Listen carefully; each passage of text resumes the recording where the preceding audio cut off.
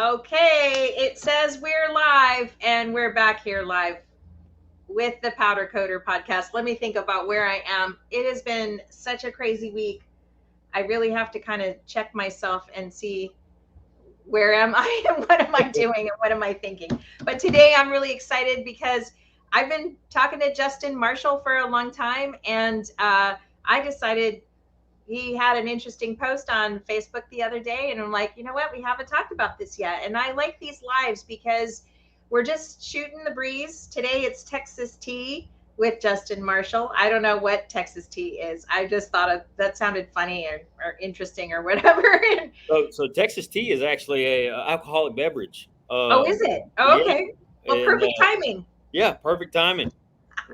Right at the end of the day for me. It's just kind of middle of the day for you, huh? Yeah, it's 2 o'clock. Okay. But it's early. It's good enough. Yeah, good enough. It's good I enough. was say anytime afternoon, then you're good. It's good enough because Ross is on a plane to Las Vegas. So Oh, I can, yeah, he had a kind of an interesting job, believe hmm it or not, that he'll be powder coating in Las Vegas. So I can't tell you much more than that, but I'm really looking forward to the outcome, and we hope that we sent enough powder and got him on yeah. the plane. And I'm yeah, interested to see the outcome of all that. That's pretty cool.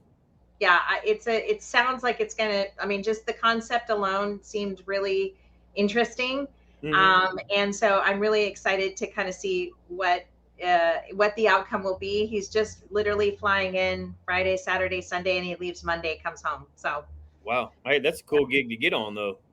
yeah. Have So to who do get we have travel here? We across. got Shane Blackburn and Polly Singh. Hello, welcome to the What's podcast. up, Shane? Shane's a good customer of mine. Oh, awesome. Um, I don't recognize the other name, but they might be a customer of mine or a customer of yours. I'm not sure, but Yeah, I I don't don't know know how to who's see that. been How do I see who's on. on? Oh, that's on Facebook though, huh? Yeah, you can you see, I think you can see, what I see, right? Do you see the Um, comments? I got to get on Facebook. I'm not even on Facebook. I just got my, I was struggling getting the Chrome worked so me and you could see each other face to face. Yeah, I guess you have to, I don't know. I suppose you have to have Chrome. Let's Uh, see. Here we go. No, there it is. There's, oh, there's Paul Peters. Hi, Paul. And is Delbert Richardson, is that somebody you know? yep. That's actually my uncle and another good customer of mine. I do quite Oh, a bit of hi, work for him too. Uncle. Nice to meet you guys. Yeah. So we're here today because you made this post on Facebook the other day. I probably should bring it up, but it was just pictures that you had. I don't know. Let me Mhm. see if I can bring it up and show everybody. But it was just a post on job shop cleanup, right? That's right. So why don't you? I'm going to try to start bringing up this uh, page or this post that you made if I can find it, and see if just kind of start talking about how often do you clean your shop. I mean, it's something that just drives me nuts because I always want it cleaner than it is. Yeah. Yeah. I 100%. never seem to get it really it never really stays clean. Let's No, just it doesn't. It doesn't. And I struggled with that a lot this week after I did all the cleaning and everything. I struggled with a lot. I have jobs, obviously, we're backed up for shutting down for the week, and I have jobs waiting. But I didn't want to powder coat or prep anything because my right. shop was clean. I didn't want to mess it up. Do me a favor. I can't get on the Facebook. It's just showing me something unavailable. So if anything happens on Facebook, just let me know throughout the Yeah, day. I'm on Facebook and I'll be here. I was just now when you posted that, did you post it on your personal page or your Triple G page? I posted on both, I believe. So I don't handle Triple G. Anything that gets posted on Triple G, my wife handles. Oh, okay. I'm not sure the dynamic you and Ross have, but me and her are a team. She comes up to the shop a lot. She takes a lot of pictures and videos and stuff like that Yeah. for me. So she usually handles Triple G page. I do a little bit every now and then, like if she's not there, but most of the time, if I'm posting, it's going to be on my personal page. I have a lot larger following on my personal page, anyways. So Oh it my just God, your daughter is amazing. oh, She's so pretty. which Jeez. one? I got two of them. The older one in Oh, the you middle. got two? Yeah, Okay. I have an 8-year-old daughter, a 6-year-old son, and then Grayson is 11 months now. Yeah. Yeah. Yeah, That's the picture I see here. little Oh, she's baby. Yeah, adorable. little baby girl. So my wife is excited. That's off topic, but my wife is excited because both our other kids look identical to me, identical. And you couldn't tell them if I put baby pictures of them up here on the screen, you wouldn't be able to tell which one's which. And they look just like me. And then finally, Grayson came out, and she looks just like my wife. So she was like, "Hey, we're done because I got one that looks like me." Gave one for the team. Yeah, that's right. But so back to the cleaning and everything. I'll be honest with you, I don't clean as much as I should. I wish I did. No, I don't think any of us do. It's hard in the powder coating world. It's very hard to keep everything clean when you're a job shop like we are. Some of the people listening, some of my customers, they might not know complete. Hey, there you go. I can see a little bit of Facebook now. This is that was on my personal page. That was on my personal page. So maybe I didn't post all that or didn't get all posted on Triple G, but here's pictures. Yep, I poured everything. Wow, you really cleaned it out. Whoa. I try to do that at least once a year. It all out. Yeah. So everything in my shop is on wheels, minus the oven in the booth. Everything that I have is on wheels. That way I can do this because I naturally by nature, like my house, my vehicle, everything, I'm a clean person. So I put everything on wheels when I was designing the layout of my shop and everything. I put everything on wheels. That way I could move everything out and clean. Now, once I got into it full time, because I went from a garage coder to having a shop and opening a full-time business. Once I got into that, a couple weeks into that, I realized that keeping it as clean as I wanted to was never going to happen on the timeline that I wanted it to happen. Right. So about once a year, if I'm lucky, sometimes I get twice a year, but I pull everything out like this in this photo and clean everything in the shop. And then one by one pulling, that's my workbench and my blast, one of my blast cabinets there. And then racks and everything back there. I clean those one by one before I bring them back in the shop. Yeah, the powder goes everywhere, even in the bathroom, on the bathroom toilet seat. It doesn't matter which booth you have, how much air you're drawing, anything like that. If you just replace your filters, powder gets everywhere. Yeah, it does. And that was something we just brought Rob on. You might see him in the background here. And it was great because we finally had that extra person, that extra time in training and stuff like that to kind of have him help Ross kind of reset everything because we were so overloaded all the time that maintenance was just like the bottom of the list. And, you can get by with that for a little while, but in a powder coating shop, I just felt like at some point something was going to break or bust or something, eventually you have a catastrophic failure. And so I operate that way too. And I think a lot of us that do the same type of powder coating that we do, job shops, a little bit of production, a little bit of industrial, a little bit of custom. I think a lot of people feel that way. I'm good friends with most of the powder coaters here in Houston area.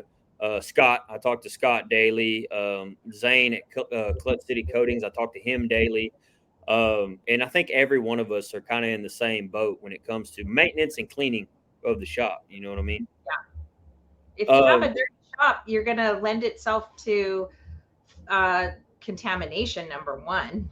So I fought that in a bad way about a year ago right now. It was about last February. So a big truck show in Texas is Lone Star Throwdown. That is one of, if not the largest truck show in Texas. And about a year ago now, because Lone Star Throwdown's at the end of the month, I think it's like the 22nd or something like that. I had a rush of jobs in my shop that needed to be at that show.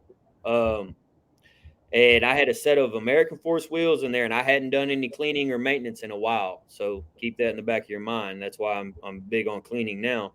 And I did these wheels, and they were two-tone, so they wanted to keep a brush finish and then, a gloss black center. And there was a bunch of stuff that went into it. And I think I had about probably 6 to 8 hours in each one of these wheels. And got them all done, got them perfect, ready to put in the oven. Everything was great. Came out. Everything looked great. My lines were clean, good crisp lines, but the wheels had trash in them. And this truck was supposed to be in an interview this was like a Friday, and they were supposed to be in an interview on Tuesday. with American Force in American Force's booth at the truck show.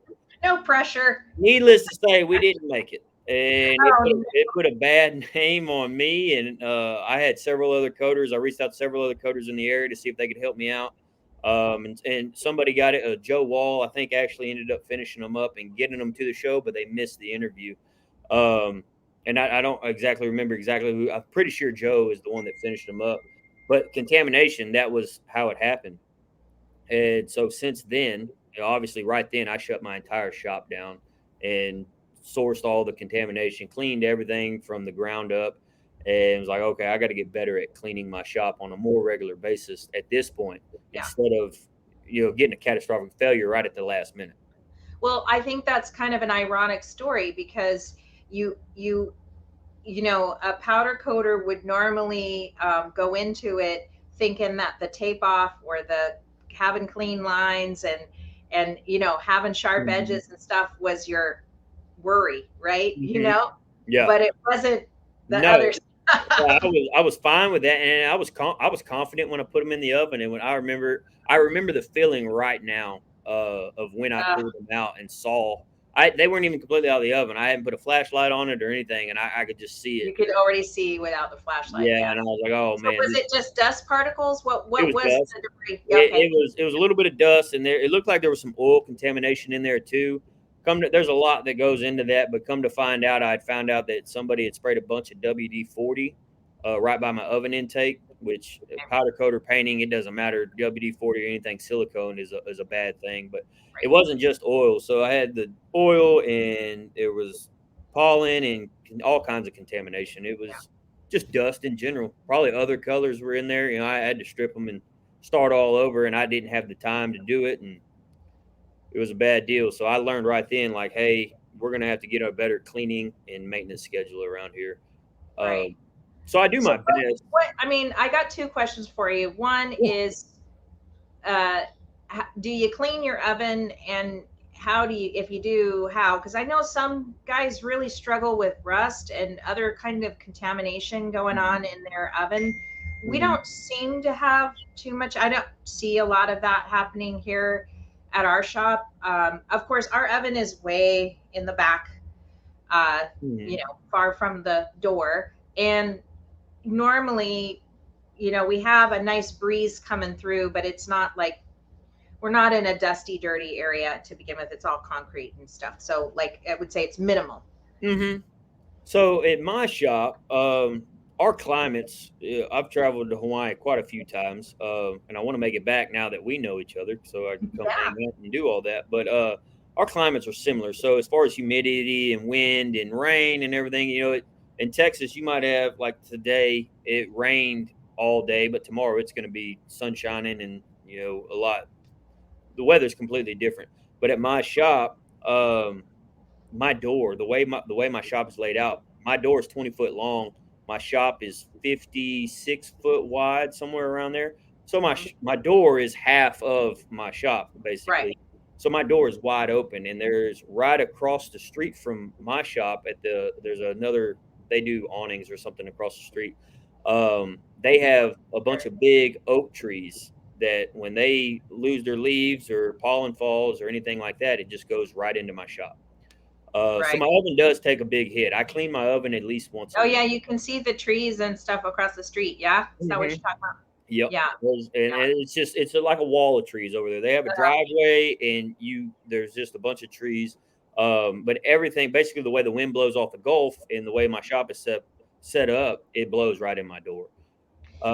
So we clean my oven about once a week. And that might be just a quick blow down. It just depends on what's going on, whether it's a blow down or a sweep up. I try to sweep up every couple of days, but a hardcore cleaning, wiping the walls, we do that about once a week, if not every other week. And so what kind of oven is it? How big is it? And how are you cleaning it? So my oven is a 20 foot by 8 foot by 8 foot Reliant oven. Okay. Bought it as a package deal from Powder X. I know Joey watches this, so hey, Joey. Oh, he does? Oh, hi, Joey. Happy birthday.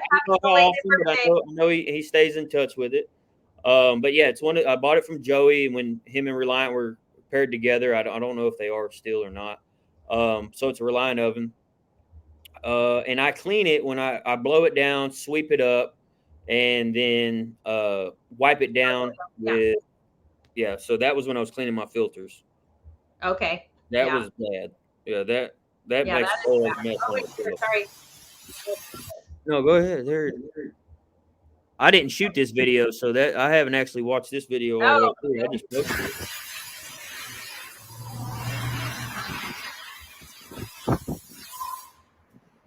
I like that she's filming it because shucks. There went the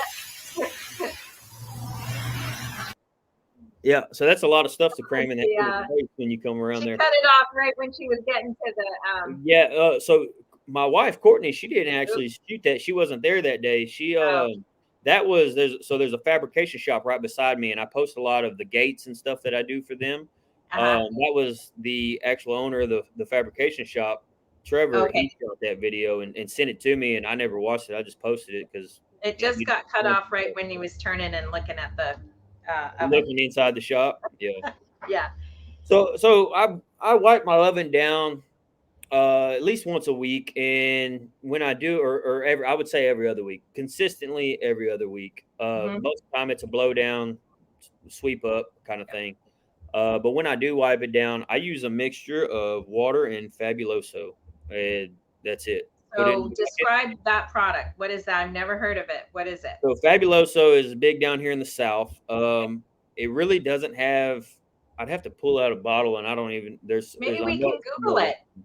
Yeah, you can Google it. It doesn't really have a whole lot of cleaning properties, but it smells good. And it gives me here. Hang on, I got a bottle right here. My wife just brought it. Hang on one second. Let's see what ingredients it has in it.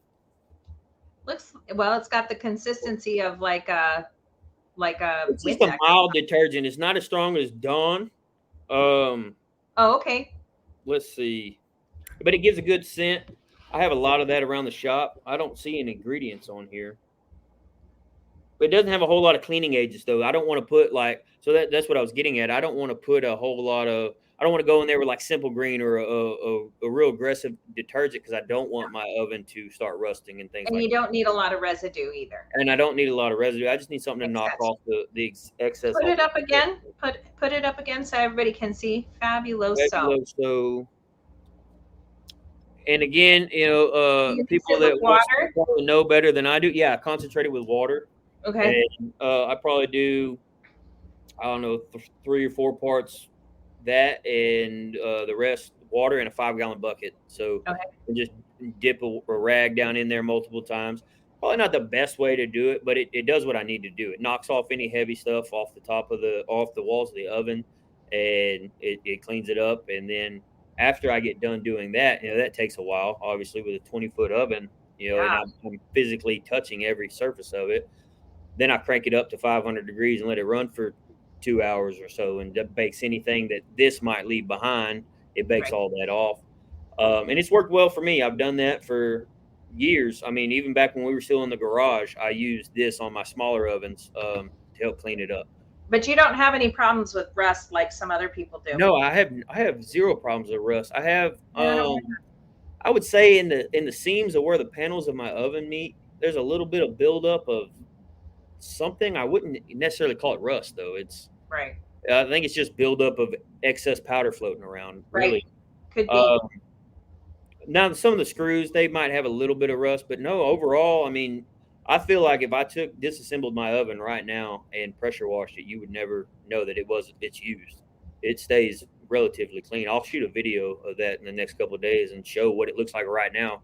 I cleaned it last week, but it still looks the same right now. Yeah, because if you think about it, I mean, all of our equipment costs so much money. You have to maintain it. And even these larger job shops, like, the line coaters, when I interviewed Richard Ludwig of, I say ICE, I can never remember it's like industrial coating equipment. That's it. ICE. ICE. And that was, I love that guy. He was so knowledgeable. If you guys want to see a good industry 40-year veteran come on the show, that is the man right there. he, was saying that these line coaters and these, just industrial coaters or any custom coater shops too, they just work that equipment to the very tippy end, right? Mm-hmm. Mm-hmm. Before they have to go and buy, because you're buying Reliant or any other brand, it's expensive. It's very Uh, expensive. Yeah. you know, and so you have to kind of just really take good care of your stuff so that you can just keep it going till you either need to upgrade or, because you're expanding, or you need Mm-hmm. to just extend the life of it because it brings you more return. Yeah, 100%. Yeah, I mean, if my oven was to not work tomorrow, let's say I went into the shop tomorrow and it was just the walls were caked. I see some videos on some of those powder coating groups, and they're spraying in their ovens because they do a lot of stuff. Oh no. Ugh. That drives me wild because I'm sitting there thinking like, man, if my oven went down tomorrow, I could go buy another one, right? Like with credit or whatever the case may Right, be. But we're because you have talking money weeks, coming in, we're right? talking weeks before that. Right now, I think last time I talked to Joey, they're 24 months out on a build right now, Uh-huh. Oh and so I mean, if I ruined my oven tomorrow because I wasn't keeping up with it, then I'm 24 months out of business, and then I won't be powder coating in 2 years. Just it is what it is.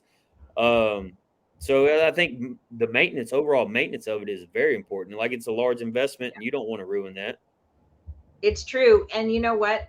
Again, with the ICE interview with Richard, was there is no used market. I mean, where he's at, because he's building ovens, right? He's building Hmm. long Hmm. distance, he's building ovens. He's basically, yeah, like a year out. He's months out, like kind of like where Reliant is too. They're all months away. It's It's getting better from the COVID, like, Yeah, I mean, raw materials is just a hard thing to come by right now, and the price of just a roll of steel right now, or aluminum or anything, is just outrageous. So it takes a while to get all that in. So I came from the oil and gas industry, and I worked there for 12 years and did this kind of in my garage and started all that. And they did that. We run things out there until failure, and then once it failed, then you have a standby, and then you right, change the standby, and the other one goes just work. Well, I don't have that option. First of all, even if I did have a second oven sitting right there beside it, or in storage or something, we're talking tear down, reassemble, start. I mean, we're talking weeks, and I just don't have the time for that, and nobody does. I mean, I couldn't sustain it. We do good with everything that we have going on, but if I had to shut down for 10, 12 weeks to swap them out, it would never work. So I think that keeping it clean and doing the maintenance, keeping all your bearings greased and everything like that, that's a big deal. yeah. Well, we've got two ovens. We've got a small one that we use for small parts, and then we have, but they're so wildly sized different, that we have no medium, right? Mhm. Eventually what we'd like to do is have a third oven that is a medium size oven. So, we can kind of help like those in between jobs In that don't between fit in jobs, the, yeah. yeah. But, if it's not going to matter if one or the other go. I mean, I guess if the small one went, we could still use the The big big one, one. but then we lose profitability there. Our margins kind of shrink because of the cost involved in heating that thing up. But if the big one goes, then I mean, we can only do small jobs. Then it's like it doesn't go Exactly. for anything. So And see, I'm in the same boat. I only have my big oven. I don't have a small oven anymore. I had a smaller one back when we were in the garage, and we had a big hurricane and flood come through here, and we had a significant damage to our house. So I lost my small oven at that point. And so I don't have that. I would love. I'm jealous of all these guys that have a smaller oven, or even like y'all. Y'all have a big one and a large one, because I have to heat mine up. It doesn't matter if it's, so that's why we have a shop minimum, because yeah, I have to heat that up, whether have it's one, let's just say a valve cover that could go in a smaller oven. Um, I don't have that option. If I got a valve cover that's going illusion purple, let's say, and then a rack of gloss black, I have to do those one at a time, and they have to go in the big oven.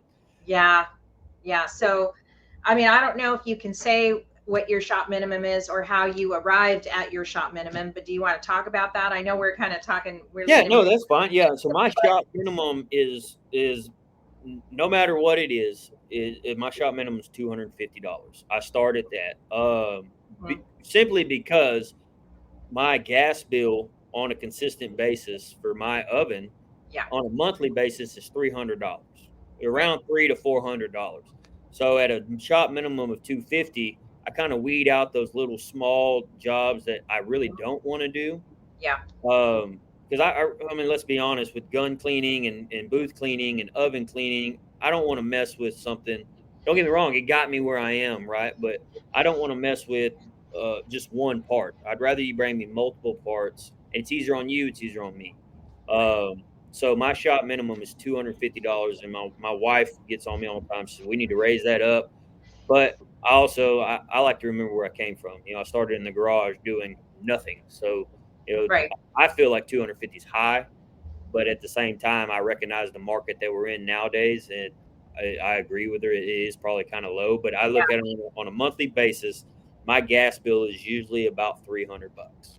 Well, maybe that's where you go with your minimum then. Yeah, maybe so. Maybe so. I look at it that way as Make if your wife okay, happy, Justin. yeah, hey, I can raise it up, and then it's very rare that we have to charge some. I got one person that comes in a lot, and I don't remember his name. He don't follow me on Face. I think his name is Alex. He brings me one or two parts every 5 6 weeks, and I'm not sure what he's doing. If he's telling people he's coding them or whatever. And every time I charge him that shop minimum, when really in reality they should be about $50 to do them, right? But Right.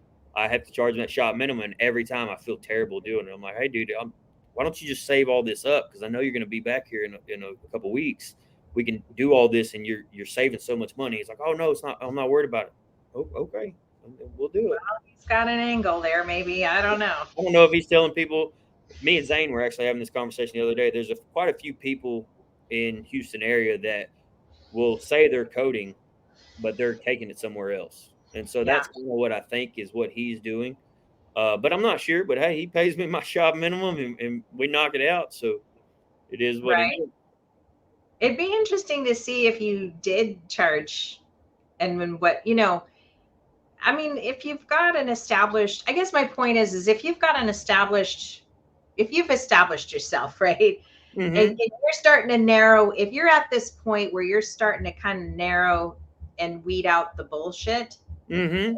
okay, don't be afraid to push back, right? To push Yeah, in, that's right? 100% right. Don't be afraid because you're kind of just testing it, really. You're testing the market or you're testing your marketplace. And if you're not testing your marketplace, you could be losing out on, a few extra Yeah, dollars every yeah. month, um, when all of this talk of, um, the supply chain and then, remember when the powder suppliers were just starting to kind of throw out their, well, we got to charge you, an extra 40 cents per pound for this and Yeah. that or I whatever. started hiking powder. I just was like, 65, that's my number. I posted it on my Instagram.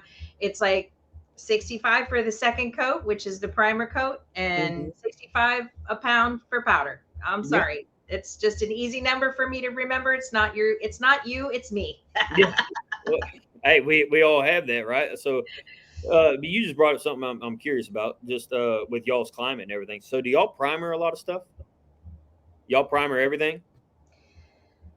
If it's industrial or architectural, absolutely. Yeah, 100%. Unless the customer insists or it's a budgetary thing, uh, and they know about it and they're okay with it, we don't, Mhm. yeah, we'll bypass that. When it comes to rims, it depends on how bad they are. Yeah. Most we do not. It's just, we're just doing right. We're just coating the color. Okay, so y'all on the same boat I am. I got another local coder to me. He's a little bit smaller, but he primers everything, and he's basically losing his ass because he's not charging enough for primer, and his turnaround time's kind of crazy. And I talk to him quite often too. but he Well, I hope he's blasting it, because what's he's the point of the blasting. primer? Okay. He is blasting, but he's primering everything. So I don't primer like wheels, custom stuff. Most of the time, I'm not primering. I'll talk to the customer about it, but most of the time, they don't want to spend that anyways. But Yeah. industrial and architectural, I do prime. So that's why I was curious. Just Well, your reputation's on the line. If it can't last a year, what's the point, right? Why do architectural?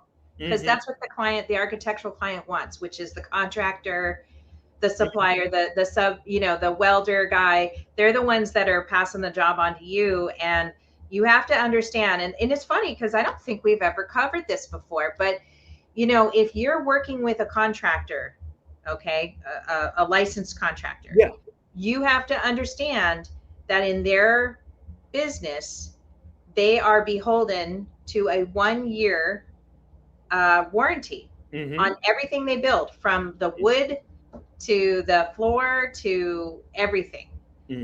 Warranties are very, very important to any level. If you could talk about a prime contractor, a subprime contractor, or you're down the street guy with a with a beat up old whatever, it's a 1-year warranty that the customer, or the residential customer, or the homeowner, whoever it is, can come back to them and say, this is shoddy, it's already failing, and you're liable.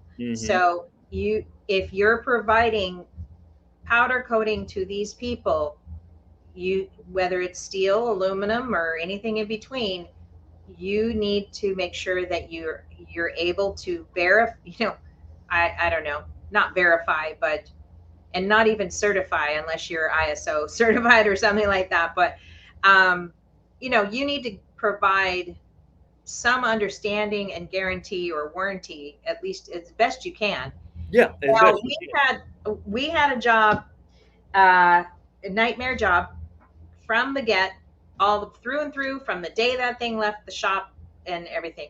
And I think I might have mentioned it on an earlier show, where they ordered these posts that needed to be welded to like a plate. So they were, I guess they were support beams for the entrance to a metal building, but the metal building was a church. And so they're kind of like, okay, they got this metal building, which is industrial, but then they have this like architectural entrance where they're trying to make it churchy and, have a welcoming feel. And first of all, I don't know how this happened, but the plate that they welded to the post was, it was galvanized post that got shipped from the mainland, and it was a steel plate welded onto a galvan. And I'm like, well, steel plate. The steel plate was already rusting by the time it got here. Yeah, it was carbon steel then. Yeah. The welder. And I'm like, well, what's the point at this point? Yeah, it's already messed up. It's already got. Yeah, it's like, what do you guys, Frankensteining stuff here? And then, of course, right from the get, we had severe outgassing, because literally the galvanize on this was so horrendous. Nightmare. And then they picked an architectural color, like a bronze. And there was some pictures I'm almost embarrassed to show you, but I had to disclose it, obviously, to them. And they threw it back at the architect and saying, look, this is where they're at. And all I could do was say, literally, there was like a quarter size hole where the galvi was just bubbling. I mean, it was just oozing. I mean, like there was nothing there. It would just chip away. So there was nothing for the powder to even adhere to. Of course, it was that, super thick, at least a 1/16 or an 1/8 thick. And I'm like, okay, the best thing for you to do is just to go get some putty, fill it, and I'll send you some paint. And you can and that's it. I mean, I can't do anything more for these people. Like, some jobs just really go sideways, and all you can do is just try to manage it to minimize the problem. Yeah. And always disclose to these people as much as you can, because if you don't, it'll just really bite you in the ass. So we have some, let's just take a look at the comments here. Can you see the comments? I'm not sure. I can't see them. Okay, so let's see. I We've probably got could if I knew what I was doing on Chrome or anything like that, but I can't see anything but me and you. That's it. okay. Well, that's fine because I can read them, and I think I can show people. So, um, oh, here, this is okay. Let's start with Polly, and Polly says, "What I respect about Justin Marshall is he does the job the right way, never hot flocks his item, and preparation is religious." I love that word. I love it. I love it. Thank you, Polly. What do you have a comment back to that? Hey man, Paul is a good buddy of mine. He runs a coating shop in New Jersey. He was actually me and him met at a Powder X conference when I was purchasing my equipment. I had already been researching and talking to Joey, and he was like, "Hey, come on out here, look at all this. Let's see what we've got going on." And so I went through the course, and I met Paulie when I was doing that course with him. So Paulie runs a coating shop in New Jersey. Like I said, a good buddy of mine, but we talk all the time. He helped me with a lot of stuff early on, and I help him with a lot of stuff now. Hey, I appreciate that, bud. Like the preparation is key, and I don't think it's talked about enough in powder coating. Anyways, you know, a lot of people think you just hang it and spray it and pray, but you know, if you're not prepped right. It goes back to just what you were saying, Kim. Is that like that galvanized? That it's all about prep. It doesn't matter what you do. Once you put it in the oven, that's the last stage, and you know, if it's not prepped right, then who knows what's coming out on the other end. So Yeah, I it's take true. preparation to a maximum in my shop. And I don't know if you saw it. I made a big post a couple of days ago about wanting to hire somebody full time. I've had people in there part time and full time that I just can't keep them around because they don't understand the preparation side of it. They're like, oh, I could skip this, I could skip that. And then when it gets into my booth, I know if something was skipped, right? And so Yeah. it's my name on it. It's Triple G's name on it when it leaves my shop, and I've prided myself on that ever since we were still in the garage. It was, hey, we're gonna prep this right, no matter how long it takes. If we're losing money on it or not, back in the old days, we're gonna prep it right. It doesn't matter. And I've had plenty of jobs that I've had to restart over because it wasn't prepped right. Yeah. Hell, I got a set of old school steel wheels in the shop right now. I made a post about it earlier today. I was beating on it with a wrench just to do a durability test. Right. I physically prepped those myself. Nobody else did that. I did all that myself. Outgassed them, blasted them 2 or 3 times, and they still outgassed on me around the seam. So I'm Wow. redoing them. And the customer probably would have never noticed, but I'm just not going to let that leave my shop. So prep is. I can't stress that enough. You know, these fly by night guys, I wouldn't say fly by night guys because there's a couple big names that are doing the YouTubes and doing all that, but they're leaving steps out. And then these guys buy an Eastwood gun and they go try to spray something and then wonder why it turns out like shit. Well, there's a lot of prep knowledge that goes on. Right. Pulling the trigger. That's the easiest part. Yeah. I mean, I've noticed there's a lot of new guys now, for sure, getting into the groups and stuff. So let's see how this next group does. We'll see.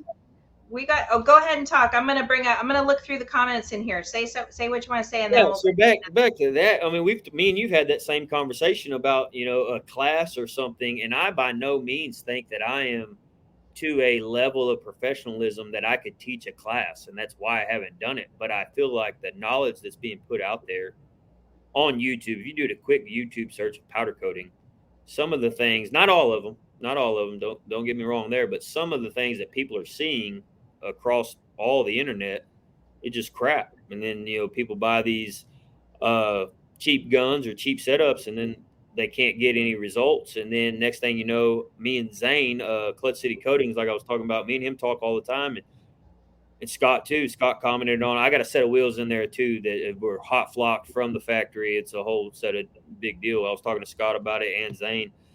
But these guys get those cheap guns like that and offer the information. Oh, I watched a YouTube video on how to do this. And then they spray them and, they make a little bit of change off of it. And then they go on about their day. But then that customer, the guy that I'm doing these wheels for, was so against powder coating. He's like, oh, these look terrible. They're this and that. And they're like, hey, I'll show you why they look that way. But as an industry as a whole, it makes us, the job shops, look terrible. Yeah, And so That's why when I was talking to you before about maybe doing a course or something, I really wish that I could get everybody on board. Maybe not even me. I don't even care if I pay or if I charge for it or anything. But if like a couple reputable coders that are within those groups. I mean, I'm sure there's people that are way bigger than me, way more reputable and professional. Honestly, if James Terry did a course, I think he would be a billionaire. But I don't know if he runs I don't know him. Who's that? rapid speed coding, so I'm not sure exactly where he's at, but that dude, he's on all those groups and he comments on almost everything, and he's a good guy. He knows a lot of stuff. But man, if somebody like that, you and Ross, people that are active, that you see when you get on Facebook, Instagram, Twitter, YouTube, you see us people like that. Me, Right. you, Robert Salka, Zach Penock, all those guys. If we all came together and made a course, That's what I'm saying. because I don't have the time, and none of us have the time to sit. No, we don't all have the time. Step by step. But if everybody got together and shot a portion, just a portion, and sent it into one person, dude, I'm telling you, there's money to be made there, and there's legitimate information that's being shared. Every guy has his own. Every shop is a little different, right? I mean, look at Ross. He's flying to Las Vegas. He is going to be working in somebody else's shop. Now we know him. He came out here and introduced, we got to meet him for the weekend and stuff. And he runs a huge shop. It's, they've got like a 30-foot oven, they do lots of, I think they have a line as well. I mean, I'm interested to see what Ross's impression is of such a large shop, because I don't think he's ever been in one that big. Man, because I want a 30-foot oven in a bad way. Yeah. So, it's going to be a gas oven. We use electric. I don't know if there's going to be a little bit of a learning curve there. I mean, obviously, Tim is going to be there to, collaborate with Ross, and, he knows the equipment inside and out. So, I'm sure between the two of them, it's going to work out. But yeah, I mean, every shop's a little different, but, I think I like that variety, because sometimes it's the way Ross says things, or the way you say things, or the way Roro says things, or I didn't even include him, or there's several others that I could think of, that if everybody just kind of came together and, hey, this is a portion, made a portion, just a portion. Yeah, I mean, that's pretty much the impetus of this podcast too, is, okay, if bearing that we can't put a course together just yet, it seems insurmountable, but at least we can have a weekly conversation about powder coating, and maybe over time we can all learn something new from you and everybody else. So I better keep on these comments though, because they're kind of piling up. Yeah, so here's another one. It's from Polly again, but he has Powder X reached out to you after installing his oven and spray booth. Do you know what that? So I think I have an idea of what he's asking there. So with Powder X, when you buy from Powder X, you get a warranty, and they come out every couple of years and just check everything out. And I haven't talked to Joey about this in a while. I don't know if it's a paid thing or if it's like a follow-up thing. Yeah, follow up just to make sure everything's running tip-top shape. So Powder X, when you purchase from them, they recommend that you have one of their technicians come out every other year and check on. Oh, okay. I'm not sure on that 100% per se, Polly, because I know all them guys on kind of like a personal level. Not necessarily like we'd hang out or anything, but I've been to Tennessee and went to their shop and done that quite a bit of times. So I talk to them pretty regularly. I don't buy their filters as much as I should. I know that Joey probably hates that. I try to reuse my filters as much as I can, just because the price of everything is expensive. But on a normal job or on normal, I don't know. I don't know the answer to that question. I mean, I spoke to I have to pull his name up now. He's running the filter side of it, but I just spoke with, let me see, I'm pulling it up on my phone. Give me 1 second. Somebody from Reliant and Powder X though about filters the other day, but I can't stay in contact with him pretty regularly. I actually need to call him and get somebody to schedule out to come look here in I don't know, another 4 or 5 months to make sure everything's still running tip top shape. So I'm assuming that's what he's talking about, warranty wise and everything. It's not to make sure that you're doing what you need to do. It's just to make sure that your equipment's running as efficiently as possible. Okay, so let's see. Okay, let's see. We got one here from Paul Peters. If I outgas and oils drips on the bottom of my oven, I clean it with Simple Green in the morning before I fired it up. You're kind of not into the Simple Green, right? I have Simple Green at my shop. We degrease a lot of parts because we don't blast everything. We chemically clean a lot of stuff too. And we use Simple Green every now and then when we're running, if we don't have the other product or anything like that. But I think it'd probably be okay. I mean, I've cleaned my Simple Green before. I didn't have Fabuloso on hand, and my oven was pretty dirty. And I've used Simple Green mixed with Purple Power and a lot of water and cleaned it up. So I don't see that would be an issue.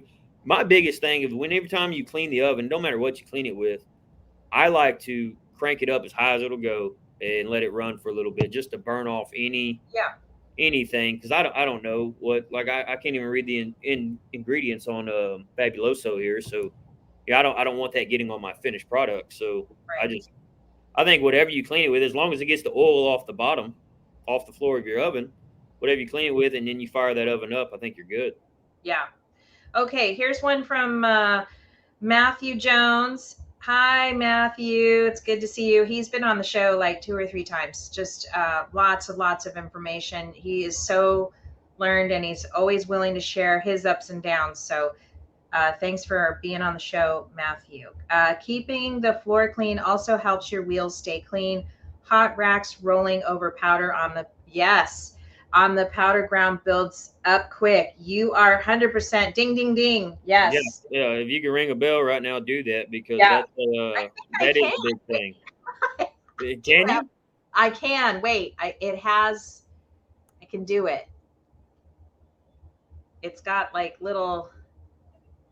Oh.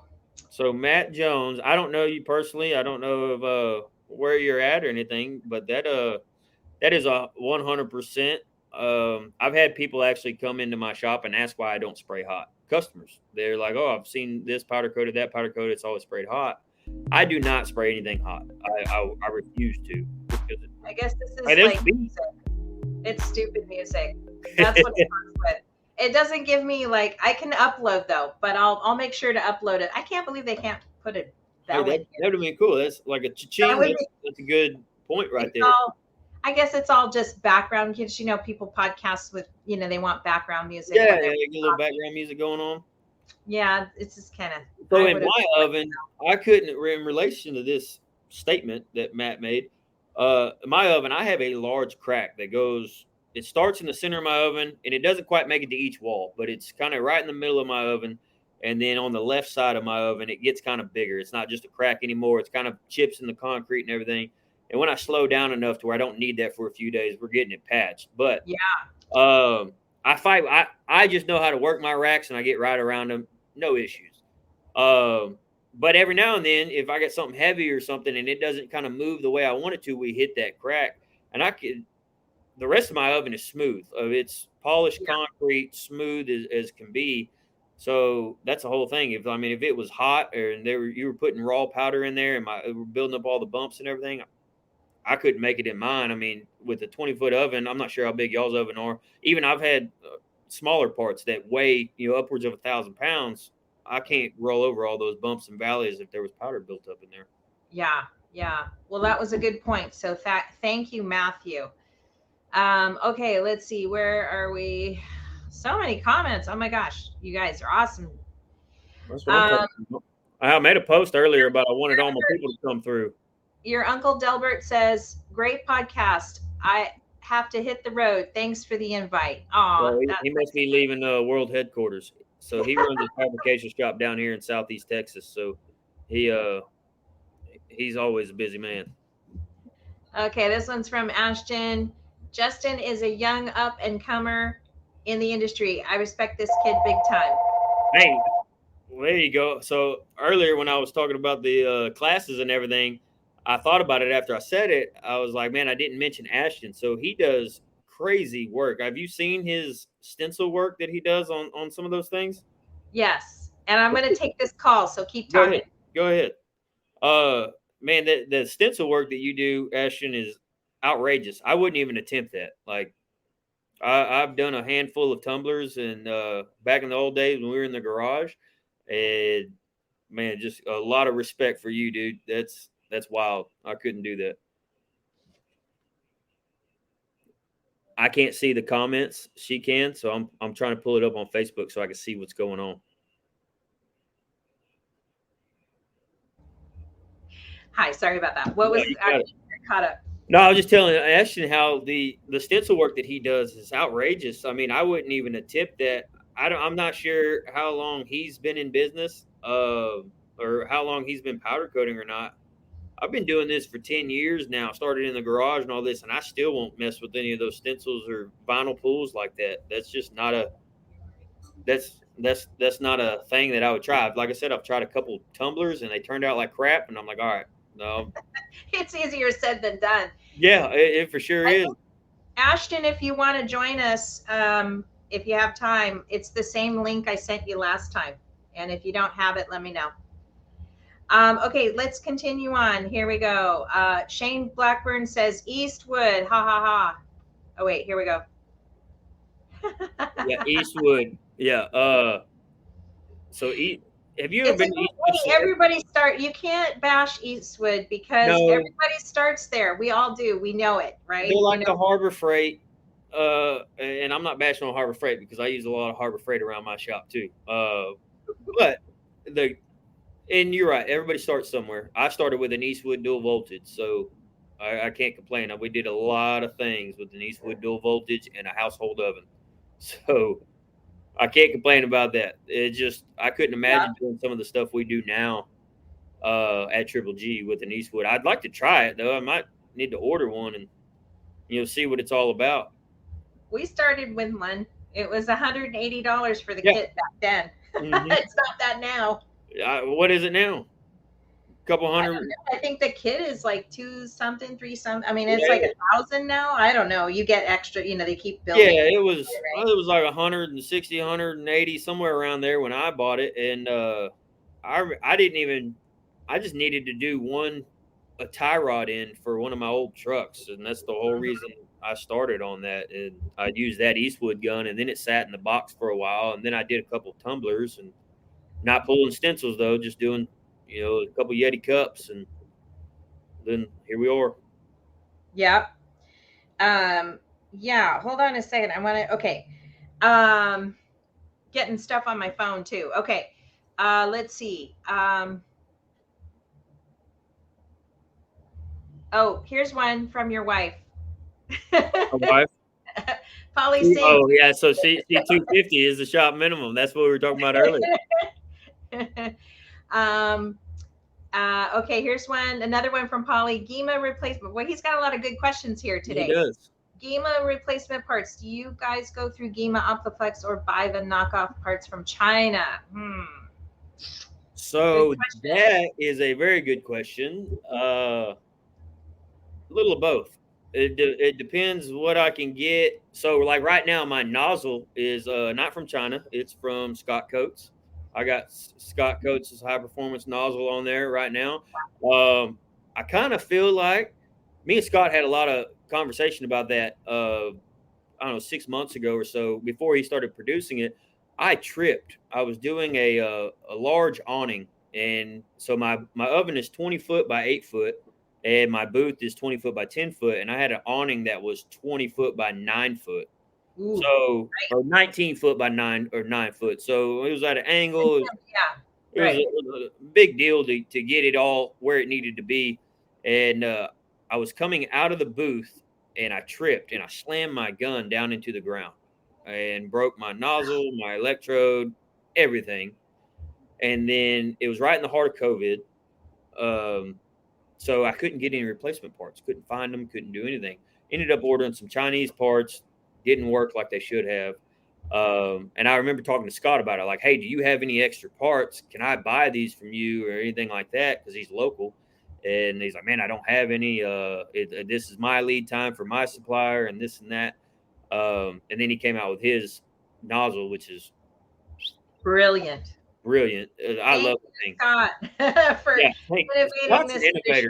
He's the way he's changing everything that we've all needed, tools that we've all needed for years is crazy. But that nozzle, that's the one I'm using now, as far as Gema parts.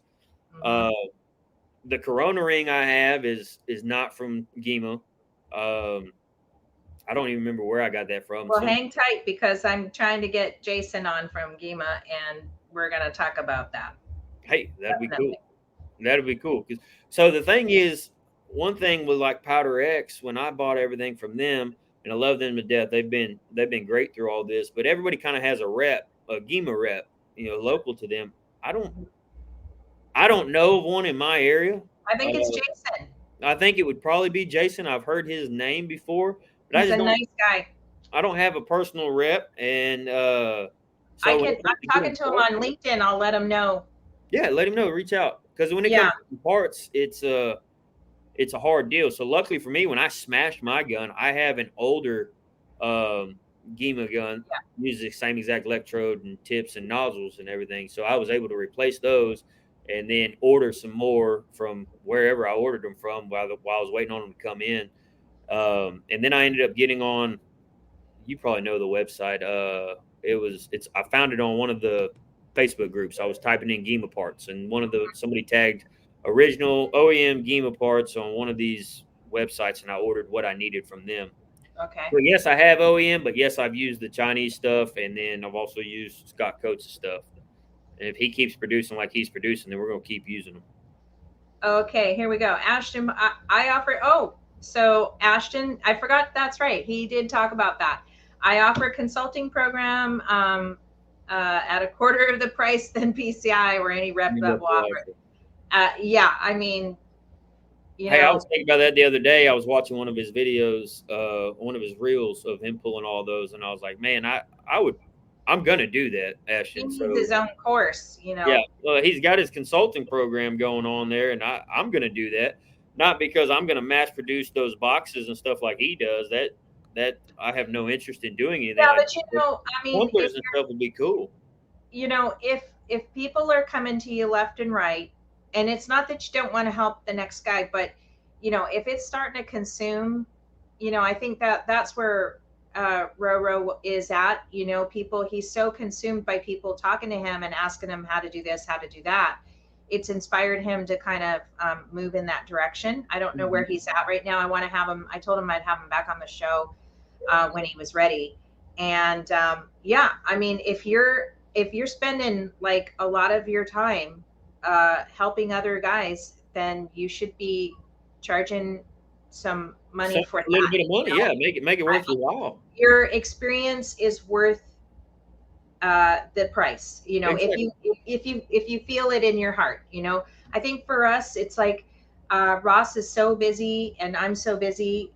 We do offer it on our website. You can just go over to our website and click on our products page and buy an hour. We've had people do that. Brad from Utah Powder Works consulted us before he opened up his shop, and we had some really nice conversations. Ironically, I ended up consulting him on some stuff too. So really, what comes around goes around. But we all have such unique backgrounds. I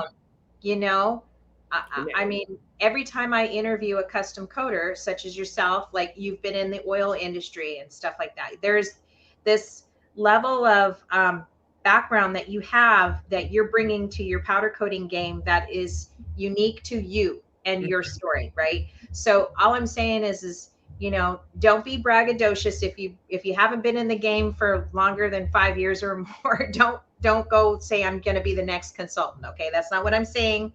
I'm saying if you have an established company and you are, people are reaching out to you and it's becoming time consuming, maybe you should consider doing what Ashton's doing or something like that, Okay, so let's see. I'm just saying this one to Jim Kunkel. Thank you, Jim, for coming on this, and saying something awesome conversation. I just want to let you know that Jim Kunkel works for Axel Nobel.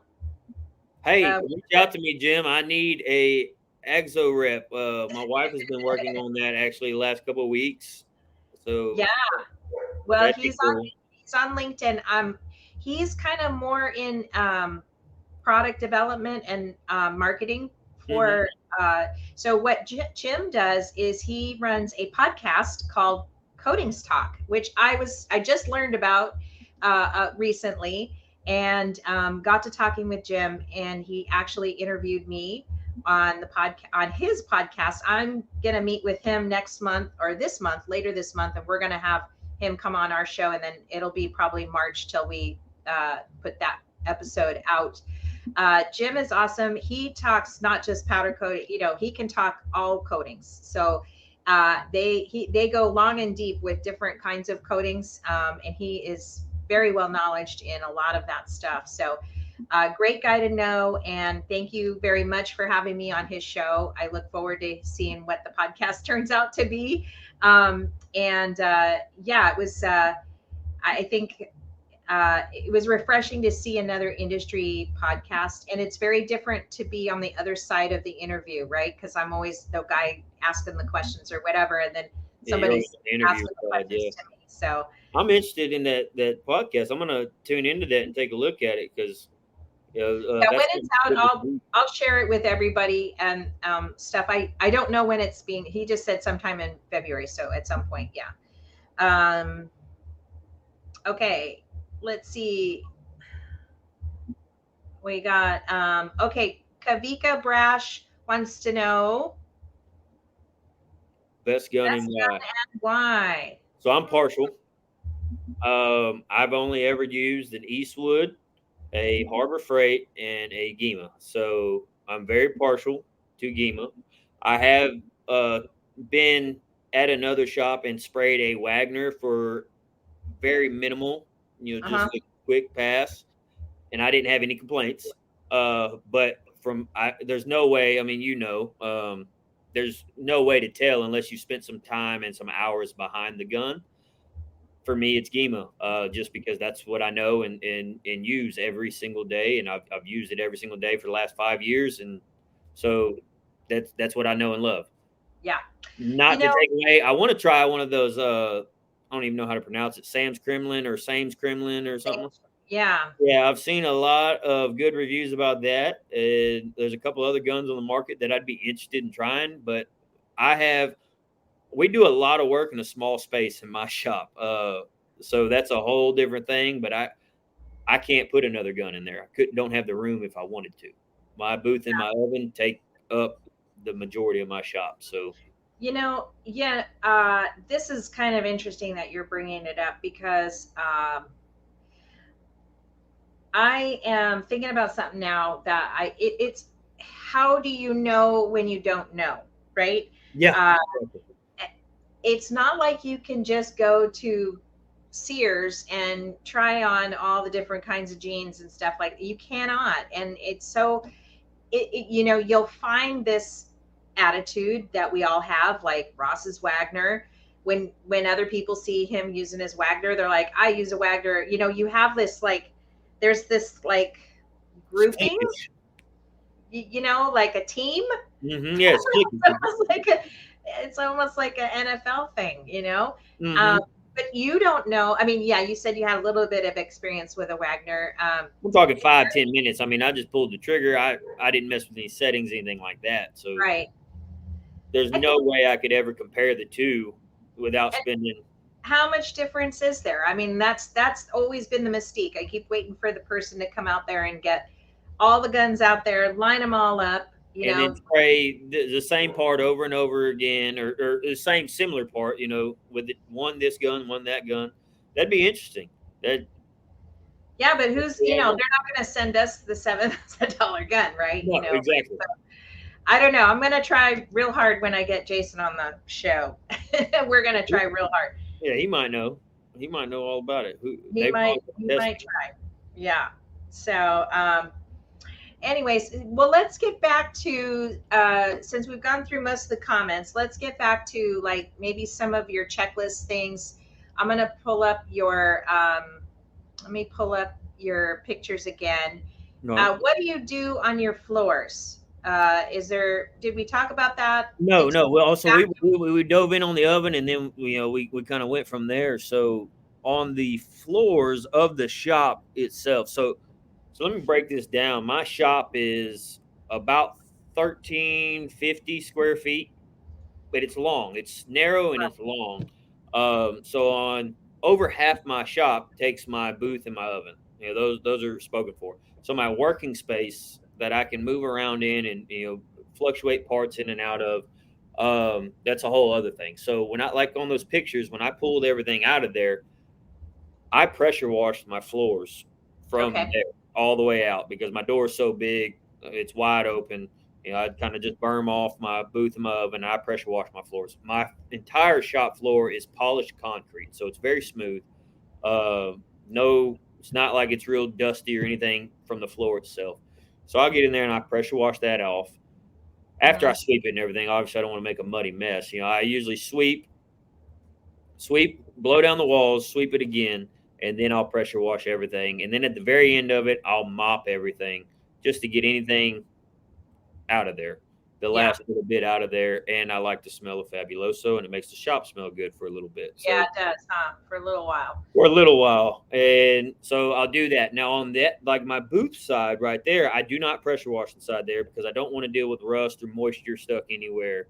So that's a whole other animal on itself. And I wish we would have got a picture from the outside because I don't always do it. And like this last time I didn't do it, but I try to hang some plastic or something on the edge of the booth to where it doesn't all blow out when I'm right. Yeah. Okay. I see what you're saying. Yeah. So it's not, that's the problem is you start cleaning doing a deep clean, you're asking for a lot of particulates in the air. And then eventually it's all going to come down after all you've cleaned all your surfaces, and then it'll get dusty again, right? Exactly. So when I start this process, what I start at is I pull everything out and then I start on the booth.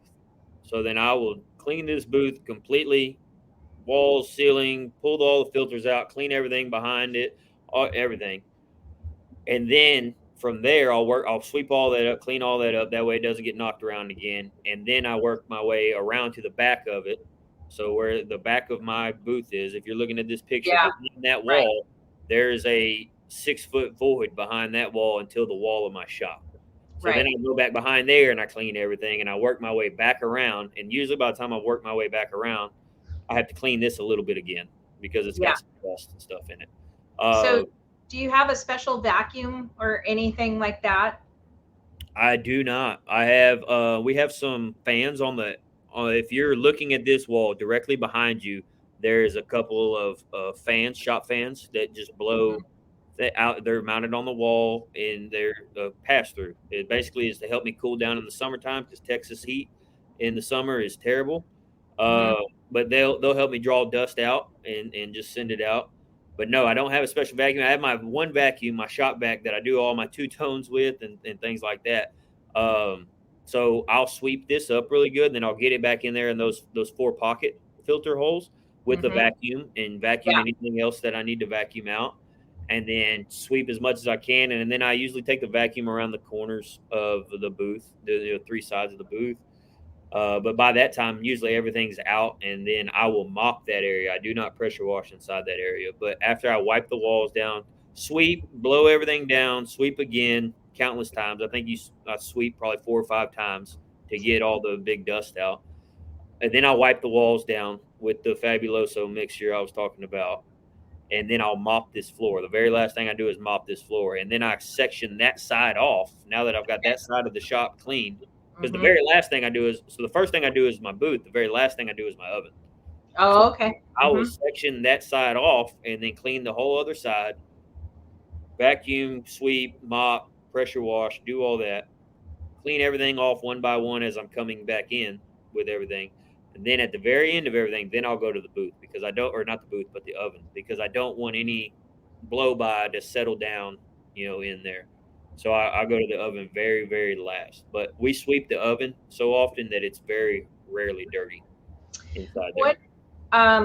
Let's talk about walls for a minute. I don't see a lot of powder up on your walls here, which is, I don't know if you've already cleaned it At this here. point, I've already blown down the walls. I haven't wiped them yet. When this picture was taken, I haven't wiped them, but I have blown them down. Okay. So on this other picture here, this one here, when I saw this one, I was like, oh yeah, I hate See this. my walls there, and so that's the fan I was talking about right there. There's two of those across there. Yeah, these fans and this fan here. Yeah. Yeah. But like, man, I mean, I don't know how do you handle all this? Because when we moved out of our shop in Lahaina and stuff before we moved here, you know, I was like, oh my God, how are we going to clean these walls? And I mean, at that point, we hadn't managed powder and dust for a long time, like for years. And on top of that, you know, there was this crossover period where we went from painting to powder coating and then back to painting and then back, you know, so you're adding in that, you know, sticky layer, I guess. Yeah, a little tack layer. Right. But ironically, when we went to move, and it was drywall. So this looks like steel. That's spray foam. That's painted. Spray foam. Okay. So it's got the shop wall, which is the thin sheet metal, corrugated, you know, sheet metal. Panel is what it's called. I'm not sure what y'all call it there, if there's a different name, you know, nationwide or whatever, but that's our panel.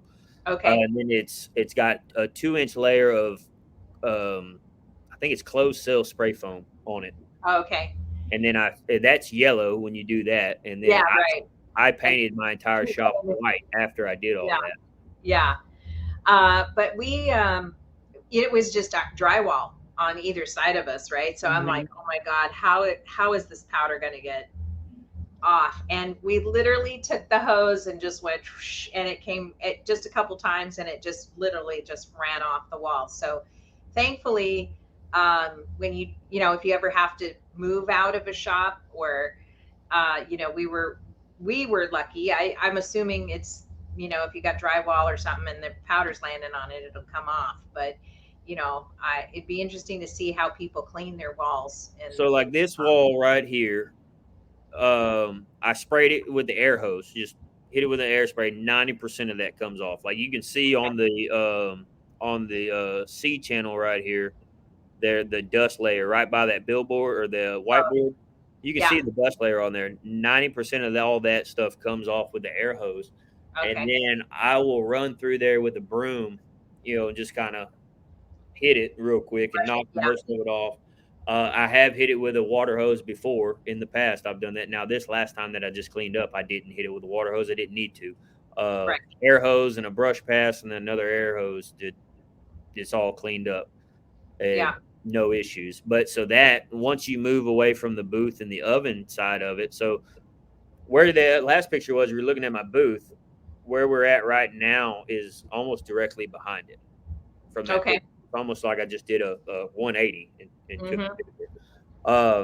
so that's where the other side of the shop happens, and all that wall is this part is the easiest to clean. Once everything's out, that's done deal, Bobby Neal. You know, you spray it down with the air hose, mop it, vacuum sweep it.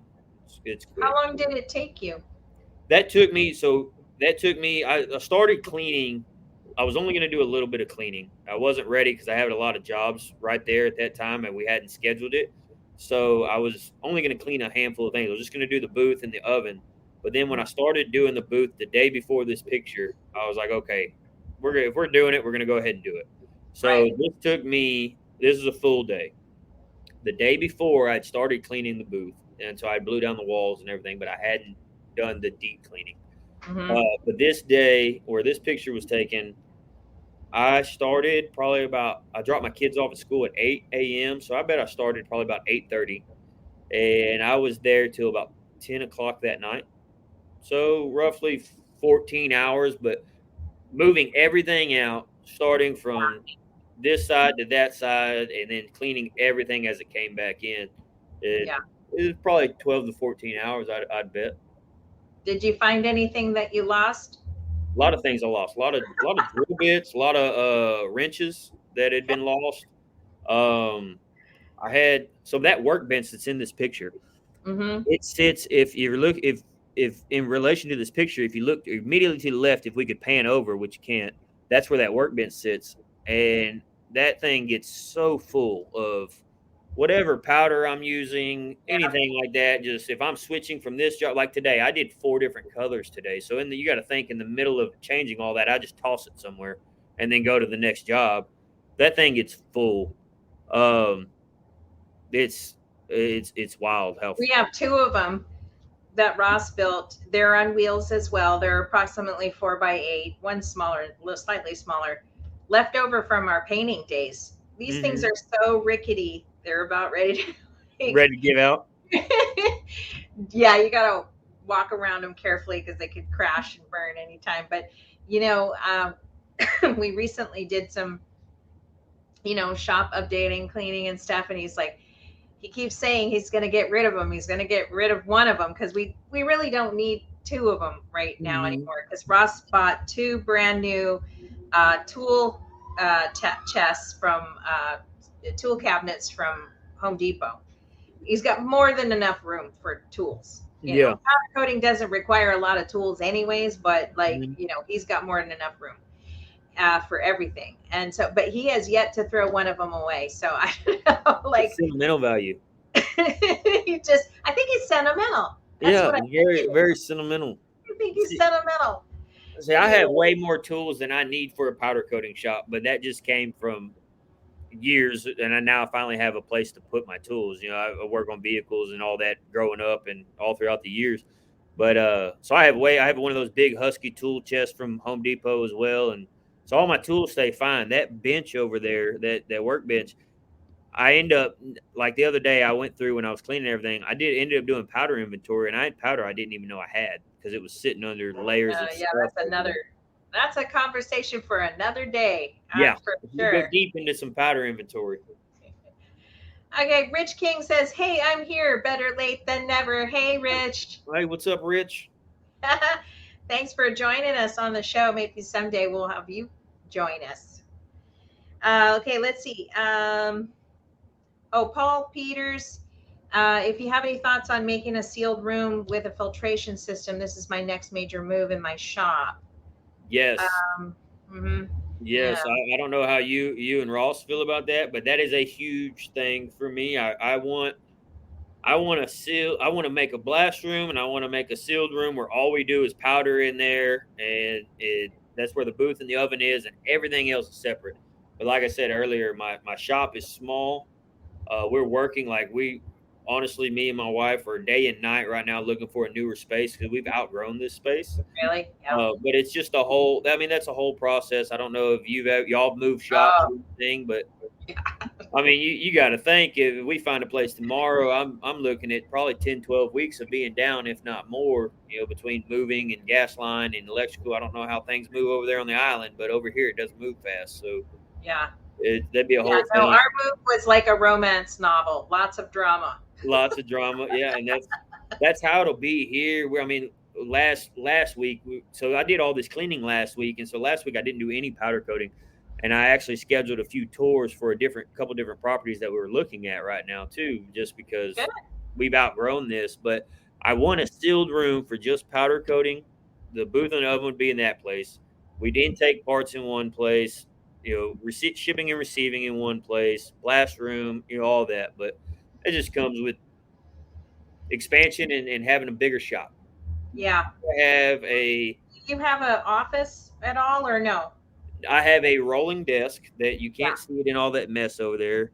But I have a rolling desk that I set up every day. And when my wife's at the shop, she puts it where she wants it and does what she wants to do and that kind of thing. But there is a set of offices in the front of this building, but they ended up getting rented out to somebody else, and so we don't have that anymore. It's just originally we had it, but now we don't. So I'll tell you, this office, it saves my marriage, this office, because I can shut that door and not see him all day long, and I'm okay because I'm doing me, he's doing him, and if we open the door, we're like, Yeah. And that's how it is. That's how it is at my shop too. My wife will pop in and she'll do a handful of things. She's like, "All right, I've had enough of you," and then I'm going this way.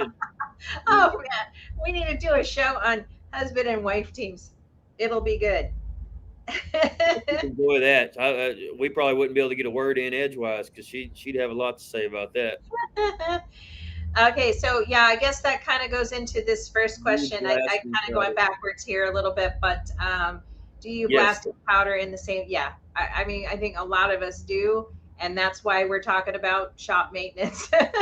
Yeah. So that's it doesn't matter which way you slice it, and it doesn't matter how big of a place you have. Powder coating is a messy business, right? Can we all agree on that? It doesn't matter. Sandblasting, it doesn't. You have the best containment. You're still going to get blast particles and media everywhere to an extent. And then powder, it doesn't matter how good your filtration is. Powder is going everywhere. I mean, I could probably lean into this, and I bet I got blue, red, and black in my ear right now. And I mean, I had my hood over my head all day and mask on, but powder's a messy business. So, It but yeah, is. I do it all in the same building. And that was my kind of, always been my kind of pandering there was like, well, if you have a separate room that does blasting and another room that does powder coating, which one is the dirty room? There's no telling. I couldn't tell you which one. I mean, obviously your blast booth is going to be super dirty, but I mean, right outside that door, it's got to be collecting all kinds of media and runoff and everything like that. And then, Yeah. powder coating, like I said, it doesn't matter. It's funny, like this picture you have up on the top runner of that wall right there. I Yeah. was not scraping, but when I blew it off and was sweeping it and everything, there was metallics, like just metallic powders and stuff like that coming off of it. So, and that's on the opposite end of where my booth is. So powder's getting there no matter what. It's Right. it's a dirty business.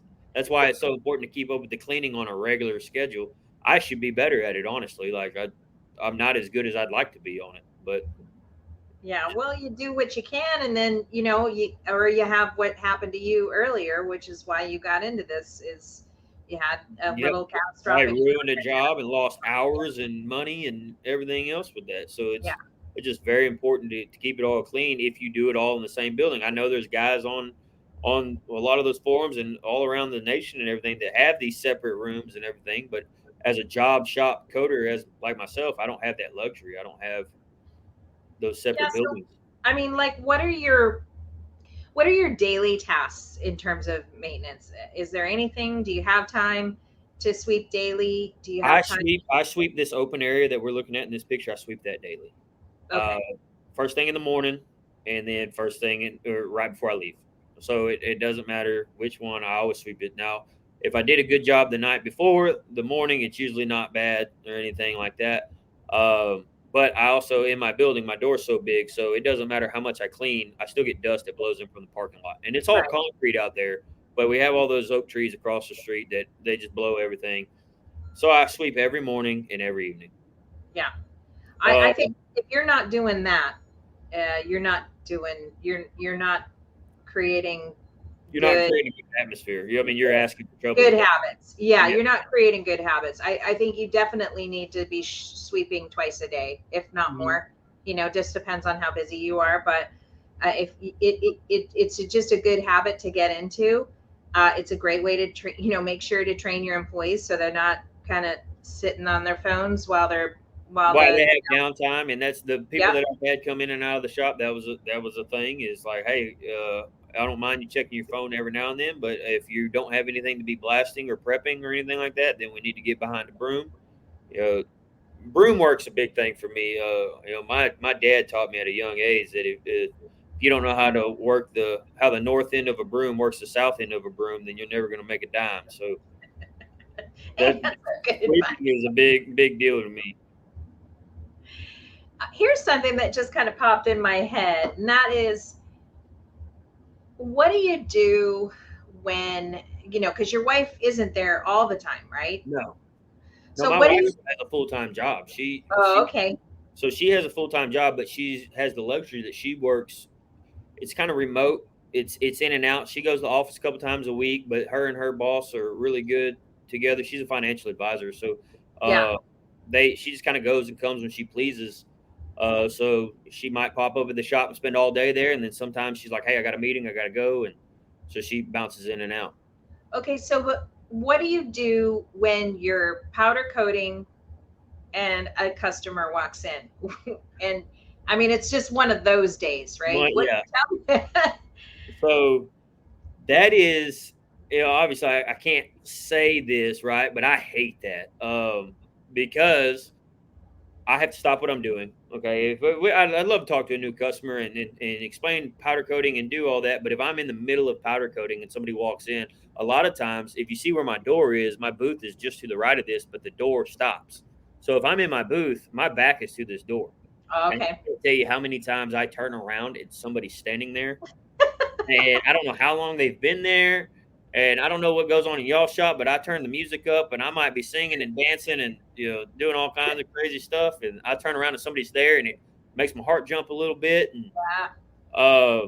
we're Because not you're dropping necessarily. out. You're in your Yeah, groove. I'm in my zone. I'm doing what I want to do, but then okay, now there's a customer there. Let me go talk to him. So then it's shut the booth off, hang the gun up, take my mask off, wipe my face down a little bit. So then you're talking, a 5 minute process there, and then I talk to them. Let's say I talk to them for a half hour or however long it might be. It might be 10 minutes, might be 20 minutes, but no matter which way you slice it, it might as well be an hour because I've Right. done turned everything off, stopped what I'm doing, talk to them. Now I got to reset, refocus, turn everything back on.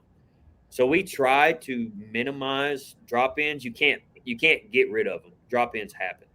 Right. But we try to operate as a by appointment only, and not necessarily you have to have a scheduled time. Mhm. Just when they call the shop phone number, it goes right to my wife's phone, whether she's there or not. It goes to her cell phone, and she'll answer, and then she'll be like, "Okay, well, if you want to come by around 3 o'clock," and then she'll give me a heads up. But we still do get drop ins. And I have to just, if she's not there, I have to shut down what I'm doing and go talk to Yeah. them. Everybody that came in today was a drop in. Yeah.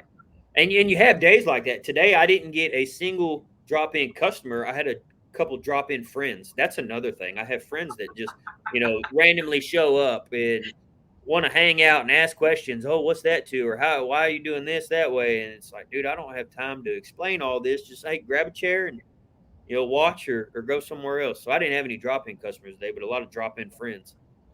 Right. Right. Yeah. Well, this has been fun. Okay, wait. There's let's see. There's another question here. Actually, a couple here. Let me back it up. I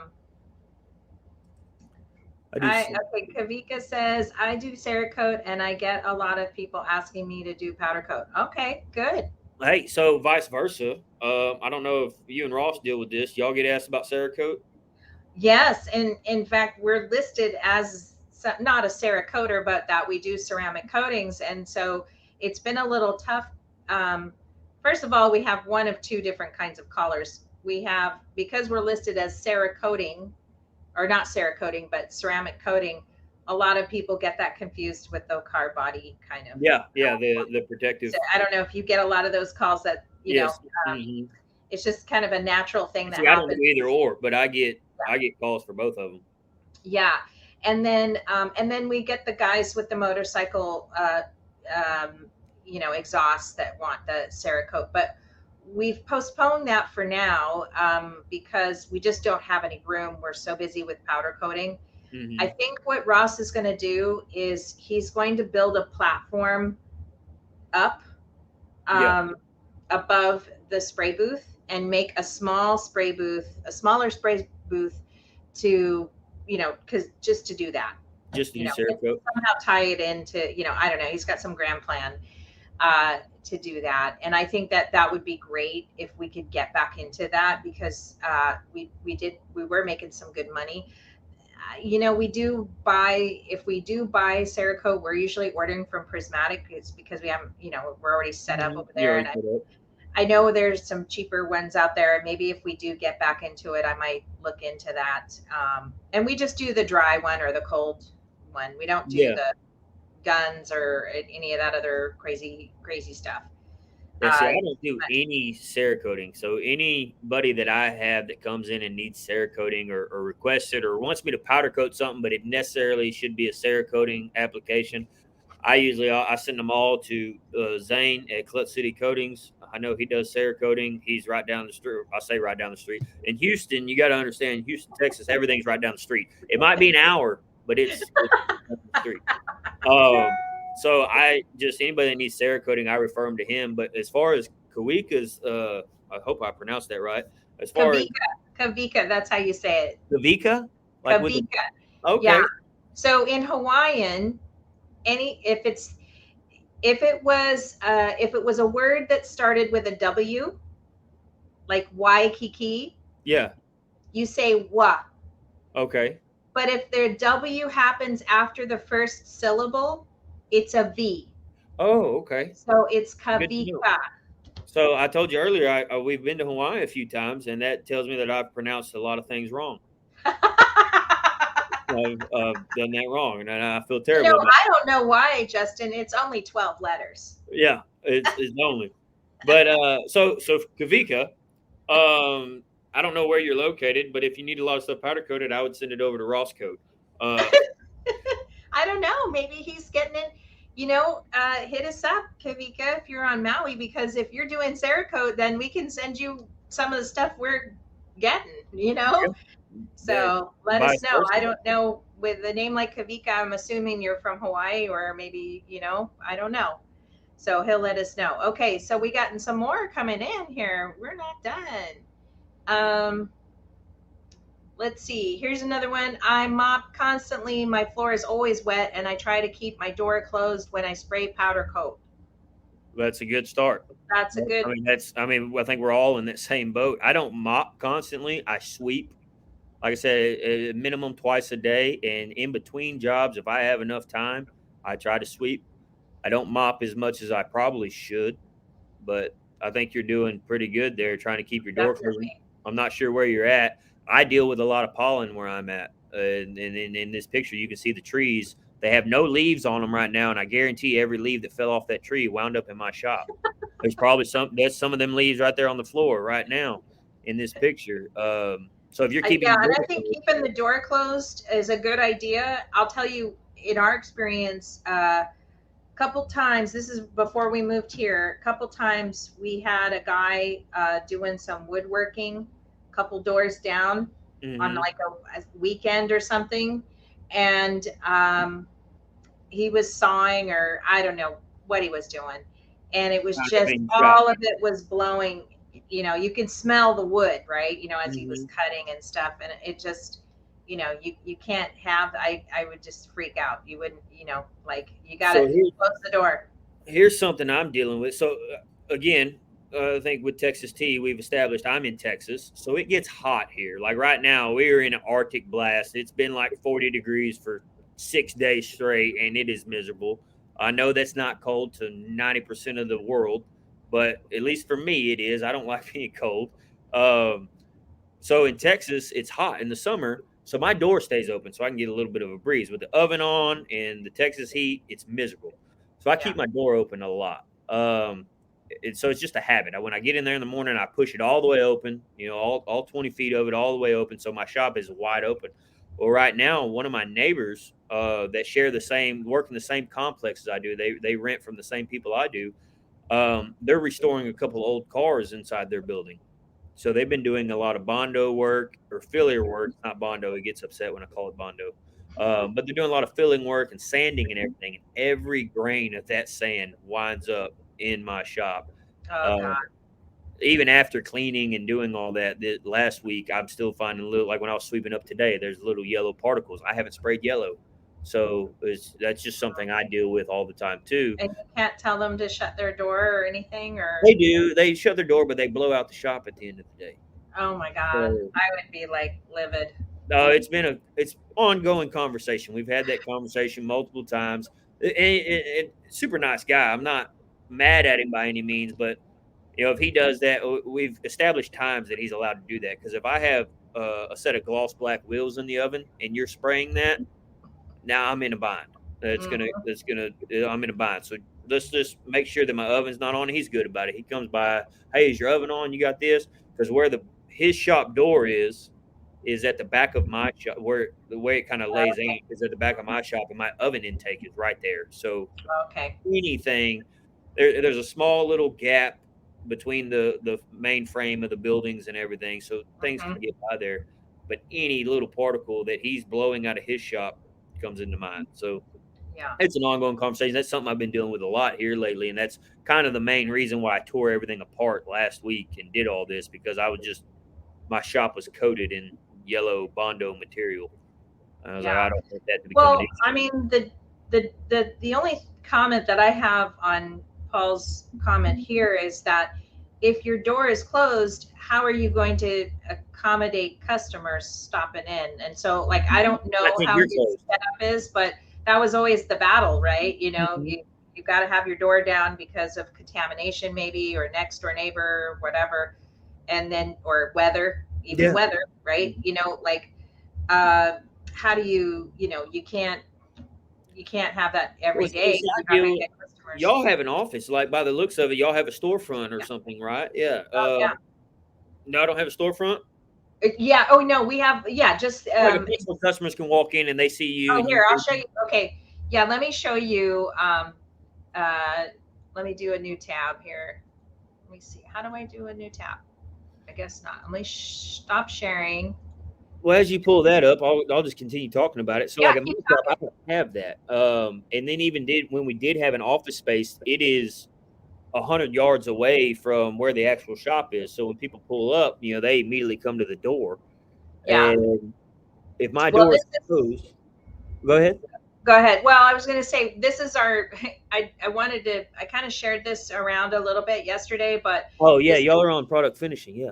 Yeah, and I just want to say I am so thrilled, not for Maui Powder Works per se, but for the custom coder community in general. This is a milestone, in my opinion, a milestone um, article Yeah.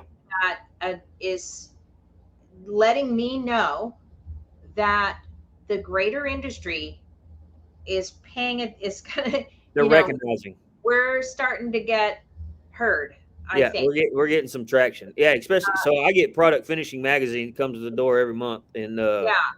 I uh, feel like that's a sometimes big it's a thing. bit of Horton, here's a who, you Mhm. know? But here, I wanted to show you our storefront, really. Yeah, Is so you have that's what I was getting at. You have the door right. that somebody could walk in, and then you're there all the time, right? It, literally, and it's, I'm looking around. I think it's like 100 square feet, Yeah. maybe 150. I've Well, hell, got it doesn't have to be big. It's just somewhere for customers to walk in, but right. for, It's small. I mean, if you had 2 or 3 customers in here, it's you'd be tight, packed. you know.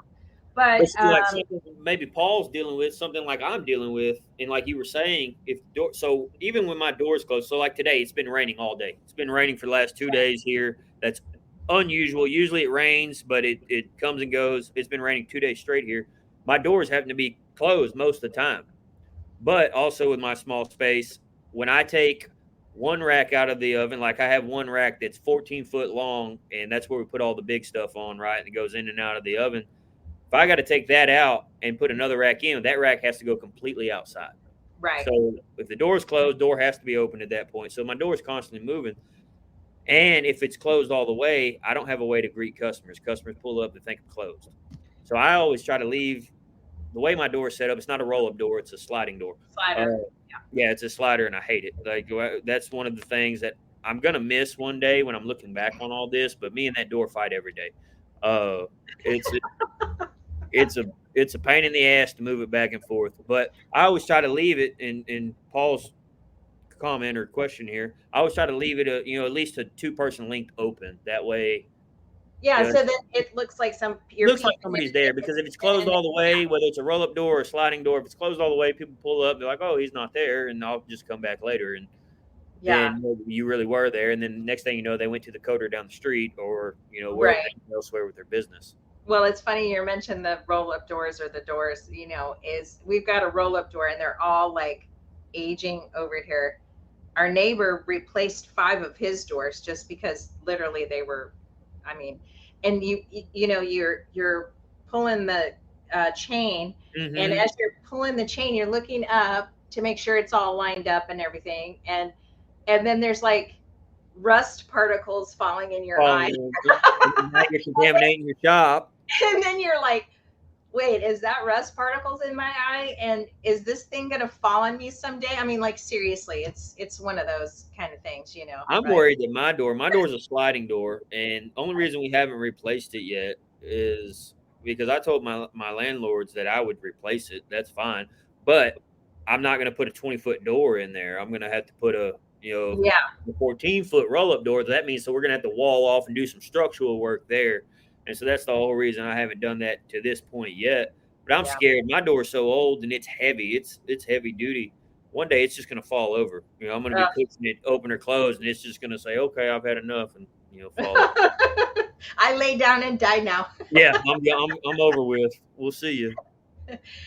Okay. Oh boy, we got a novel here from Rich King. Rich has this is unfair. I've just read the first sentence. He's got a dedicated chem stripping, which I do all of. Stripping, blasting, powder coating, everything is in one building. I'm just jealous of Rich all aware. Yeah, I know. That's what I'm saying. It's an unfair advantage. He's got it all going on. He has the nicest posts. He has the nicest setup. Every time he posts something, I'm like, how come we don't have that? Or how come we can't do that? Or, He posted, it was like a year and a half, 2 years ago, maybe now, when he built that new strip tank and stairs and stuff for his strip area and his chemical stripping. And I've been jealous ever since. I want something like that in a bad way, but I have to deal with what I have available, and I don't have that. But yeah, I don't know Rich personally, but I like his stuff every time I see it. Yeah, to his point, it being compartmentalized has its advantages for sure. Don't you agree? My powder and finished parts. Oh yeah, I would definitely say if I had a car, if I could stand alone, do things like he's talking about, like have chem stripping here, blasting here, powder coating here. I mean, all of us, not just me. I think all of us. That's very nice. That'd be cleaning would be a hell of a lot easier. I'll tell you that. Yeah, and I think Ross, like when he finally broke down and said, "Okay, let's hire somebody." It was, I think one of his biggest things was, is there going to be enough room for two people to be walking around in here? You know what I mean? Fight with every day, and that's why I haven't actually brought anybody on full time. Yeah, but I guess he was more concerned for the employee than the employee would be concerned. You know what I mean? Yeah, 100%. Concerned about their well-being, right? Mm-hmm. But Rob's worked out great, and they don't seem to have any kind of. It's not as what it was in his head. You know what I mean? Yeah, and so that's a big thing that I've battled. The same exact thing. Like I said, I've had people come in and go, and they just didn't work out for whatever reason.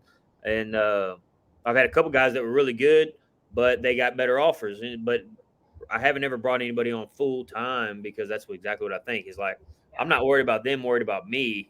But with us in close proximity, I'd worry about me over managing them or micromanaging them or not stepping on their toes because it's my business and whatever. I want them to do what they need to, what I expect them to do. But I know how I am, and I know that in that close proximity, I'd kind of be micromanaging them a lot more than I probably should, and I've caught myself doing that. So that's why I've hesitated on bringing somebody in on full time.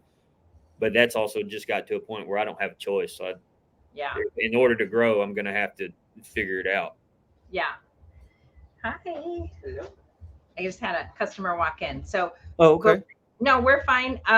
What I'm going to do is just let everybody know that I popped the link to this article in the chat. So check it out. Product finishing. Yeah. Yeah. And then what I'm going to do is I'm going to pop up this next comment, and then I'll just have you talk, and I'm going to turn off my mic for a second. Okay. Okay. Perfect. Yeah. I'll read it out here. I see it. So I'm new to the industry. I'm using Harbor Freight Blast Pot with upgraded plumbing. 100 pounds of media only lasts me 10 minutes before I have to sift. I spend so much time sifting. My side feed gun doesn't give me. So it sounds to me. So I use a Harbor Freight pot too. It's got a Mary Blast tap kit on it, and I use that in my blast cabinet. So anything larger that won't fit in my scat blast cabinet, I take out back and we blast it out there. And then anything super large, I outsource. to another guy down the road. That's all he does is blasting. But for your Harbor Freight pot, if you're going through 100 pounds of media in 10 minutes, you need to turn the valve down a little bit. It sounds like you're just spitting out sand or media, and you're not getting a good pressure buildup behind it. Because even when I use my Harbor Freight pot outside, 100 pounds of media will last me for a little bit. That's having 120 psi go to it, and then I have my other valves cracked and throttled to where I'm getting a good mixture of air to media ratio. 10 minutes is pretty quick. It sounds like you have it wide open, and you're probably not getting an efficient blast out of that. I'm not the expert on that. That's just how I think about it, thinking about my setup, because I use the same thing. I don't know what upgraded plumbing you have, but I use a Harbor Freight as well. And then you use a siphon feed gun for your powder. I've never used a siphon feed gun for my powder. So I think the Harbor Freight has a siphon feed gun now. Back when I used the Harbor Freight gun, it was just like the Eastwood, cup gun. I guess it's the same thing. I'm not the right person to answer that. Maybe when she gets back on, she'll be able to tell you all about it. I would recommend, first off, your pot's fine. Your blast pot's fine. You just need to fine tune that thing. Shoot me a message and I'll help you with whatever I can, because the blast pot's fine. But as far as the powder gun, I would look into the next model up gun, which would be in the $1,000 to $2,000 range gun, to see and just get away from the siphon feed gun. Like I said, I haven't used a whole lot of those. I use a Gema, so I don't know. I don't have those issues. They kind of serve it up on a silver platter too. It's really unfair. Like I said, I used to use an Eastwood dual voltage gun, but that Gema just serves it up on a silver platter. That's the easiest part of the job, is once you know your KVs and your microamps and things like that, it makes it easier. I wouldn't upgrade the blast pot though. That's your last question. I'm kind of skimming through this again, make sure I didn't miss anything. And higher CFM for your siphon gun I think a little bit more pressure would probably help. But as far as your blast pot goes, your blast pot's fine. I don't know what kind of plumbing you have on it. Like I said, you might need to change out a few of the internals on it, whether it be larger diameter or smaller diameter for your plumbing, but your pot's fine. I'm not sure what PSI you're running to that either. Like I said, I keep mine on 120 PSI, and I'm not running out of 100 pounds in 10 minutes. That's outrageous. You're spending a lot of time on that. So you back? I'm back. Yeah, so I don't know. I answered his question as far as his blast pot and things like that, because I use the same setup. I don't know what upgraded plumbing he has, but I use the same setup. So I gave him my kind of rundown of it. But as far as a siphon feed gun, I don't really think I'm the best person to answer that, because I don't have that issue. I'm not sure what kind of siphon gun he's using. Yeah, I'm using Harbor.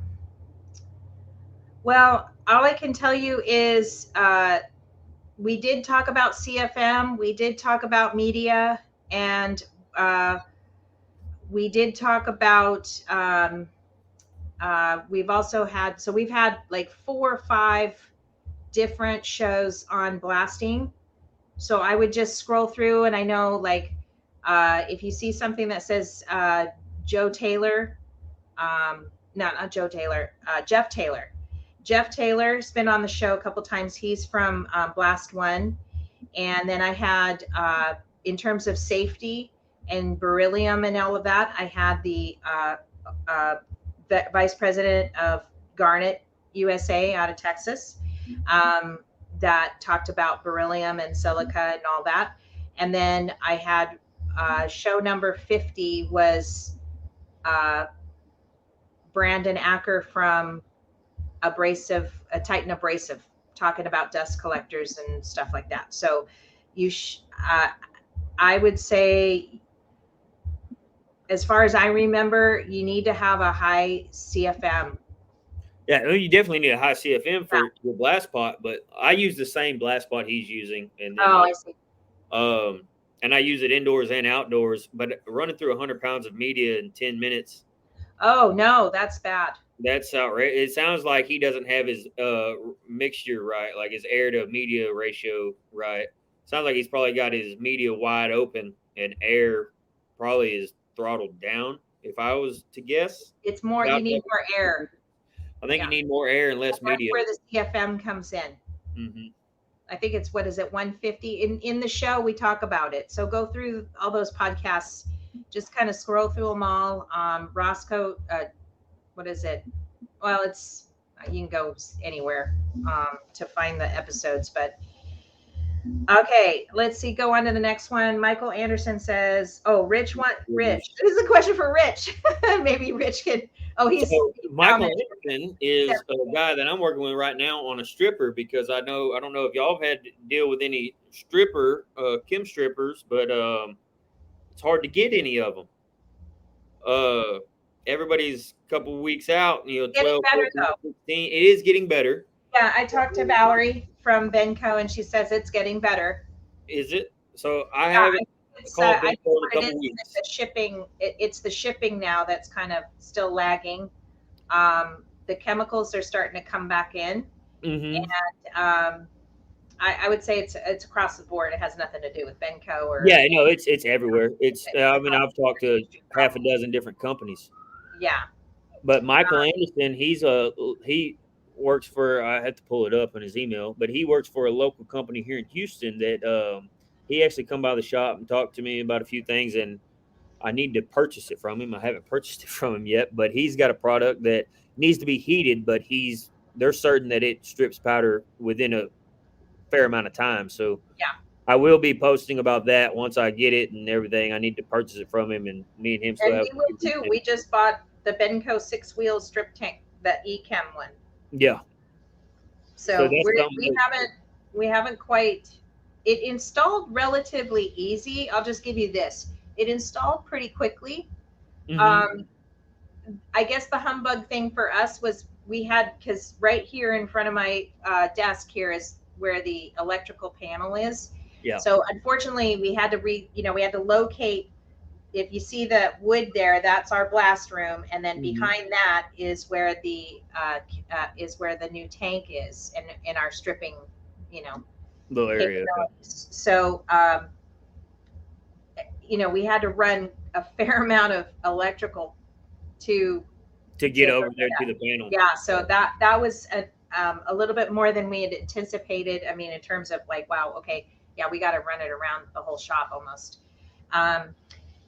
So here's with my. Sorry. Go ahead. Well, I was gonna say when we turned it on, it's got some kind of sophisticated PID, and it seems to take a long time to adjust to heating. Oh, really? And it says that it's an auto tuner type of PID. I don't understand that just yet. And there wasn't really, I just want to let you know, Benco set everything that we needed up front, just so you know. There was nothing more to read. Yeah. She reached out to her rep that is in charge of these control panels, and he sent and emailed us too as well. So it's just something that we need to kind of figure out. We weren't sure if we had, maybe we didn't wire it up right or something. So Ross is still, I guess, troubleshooting it right now. It does turn on and all that stuff. It's just fine. It runs just fine. It's just how soon does it get to temp? That's the problem right now that we're working through. So. Yeah, it takes a little bit of time. So hopefully here soon, like I said, me and this Michael Anderson, we're working together right now.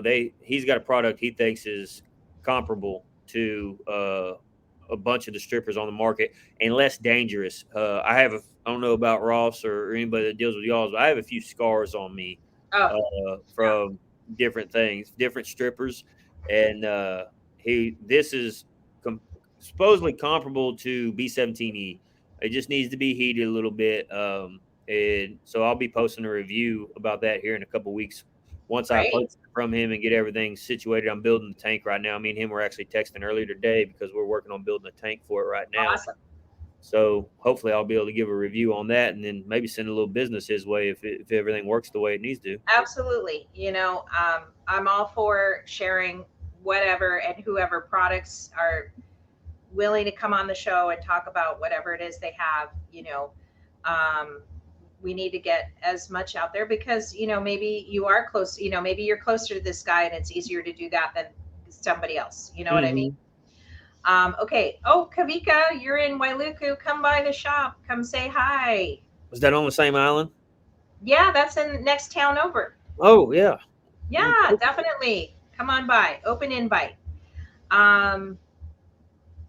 It collects the dust as it falls. I don't know. I think that was just a response to the wet floor. The wet floor, yeah. Well, that's better than it floating around in the air. But he's located in Michigan and have cottonwood, yeah, all kinds of pollen crap, yeah. Rich King knows what I'm talking about, yeah. That's why Rich King is compartmentalized and has different setups. Yeah. Places. Now you That's know. why we're all jealous of his setup. Rich King says, no kidding. Doorbell. That says, yeah, okay, good. There you go. See, you solved that problem. Yeah, you got it going on. Yeah. Or a ring or something, one of those, things you can put on the doors. And he says you need to have a fresh filtered air coming into the shop. Mm-hmm. Yeah, maybe in the wintertime, especially, huh? Or I don't know. I don't know if it's different in the wintertime than summertime over there. I don't know. In the wintertime here, I have my door closed as much as possible. Like I said, I have to open and close it throughout the day. But as long as I have it closed, and I sometimes leave my oven door open to heat it up. Yeah. I do not like the cold. I'm not a fan of cold. I don't know how you boys do it up there in Michigan, but I don't like it. It's not a thing for me. So I keep it as hot as I can in my shop. Yeah. Yeah. Well, this has been awesome. I don't know if we've talked about everything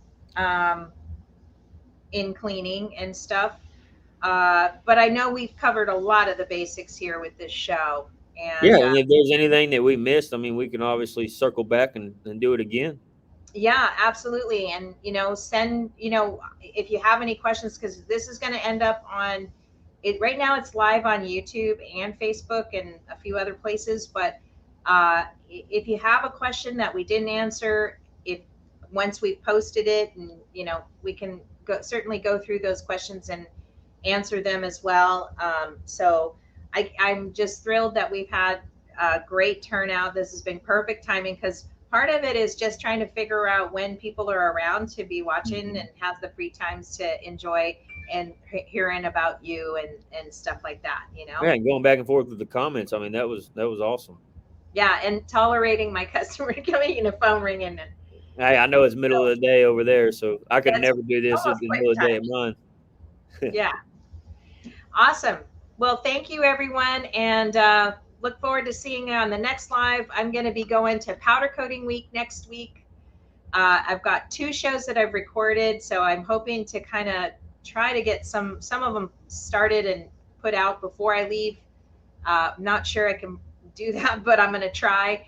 And what else? I might be gone for a couple weeks, but I'll be online and stuff, and Oh, y'all just traveling all over the world between you and Ross. Come on. He's going down to Florida. He's going to Vegas. I know. I think it's better that way. Go. That's a long flight for you, huh? Do you have to? It's not direct, huh? You have to stop somewhere. Yeah. I leave at 11 o'clock at night from Maui, and I fly into LA, and then at 6 o'clock. So I'm hoping I'm going to take a lot of sleepy pills, and try to. I actually think the jet lag might not be so bad as the last time I went because I didn't get very much sleep on that last one, and I just got really bad jet lag. But we'll see. If I stop in LA, I think it's just a small layover, and then I head over from there to Orlando and stuff. But yeah, I might be swinging up into North Carolina. I'm not sure yet. I have an open thing. I don't have a flight home yet. I just get over there and figure my shit out. Nothing wrong with that. Make a vacation out of it. Yeah. All right. Well, everybody, thank you again for joining us. You can always follow us, like us, subscribe. I don't like saying that stuff, but you know what I'm talking about. So we'll see you next time. And thanks again, Justin, for gracing us with your time. And Ever, I know it's time. It's late over there. You got kids. Mm-hmm. Thank you. Hey, I appreciate it. Thank you for having me on. Maybe I should thank your wife. Yeah. I appreciate it. Thank you for having me on. It was a good conversation. Yeah, it was. It was time we talk about it. Yeah. All right. Thank you, everybody. Good night. All right. Bye.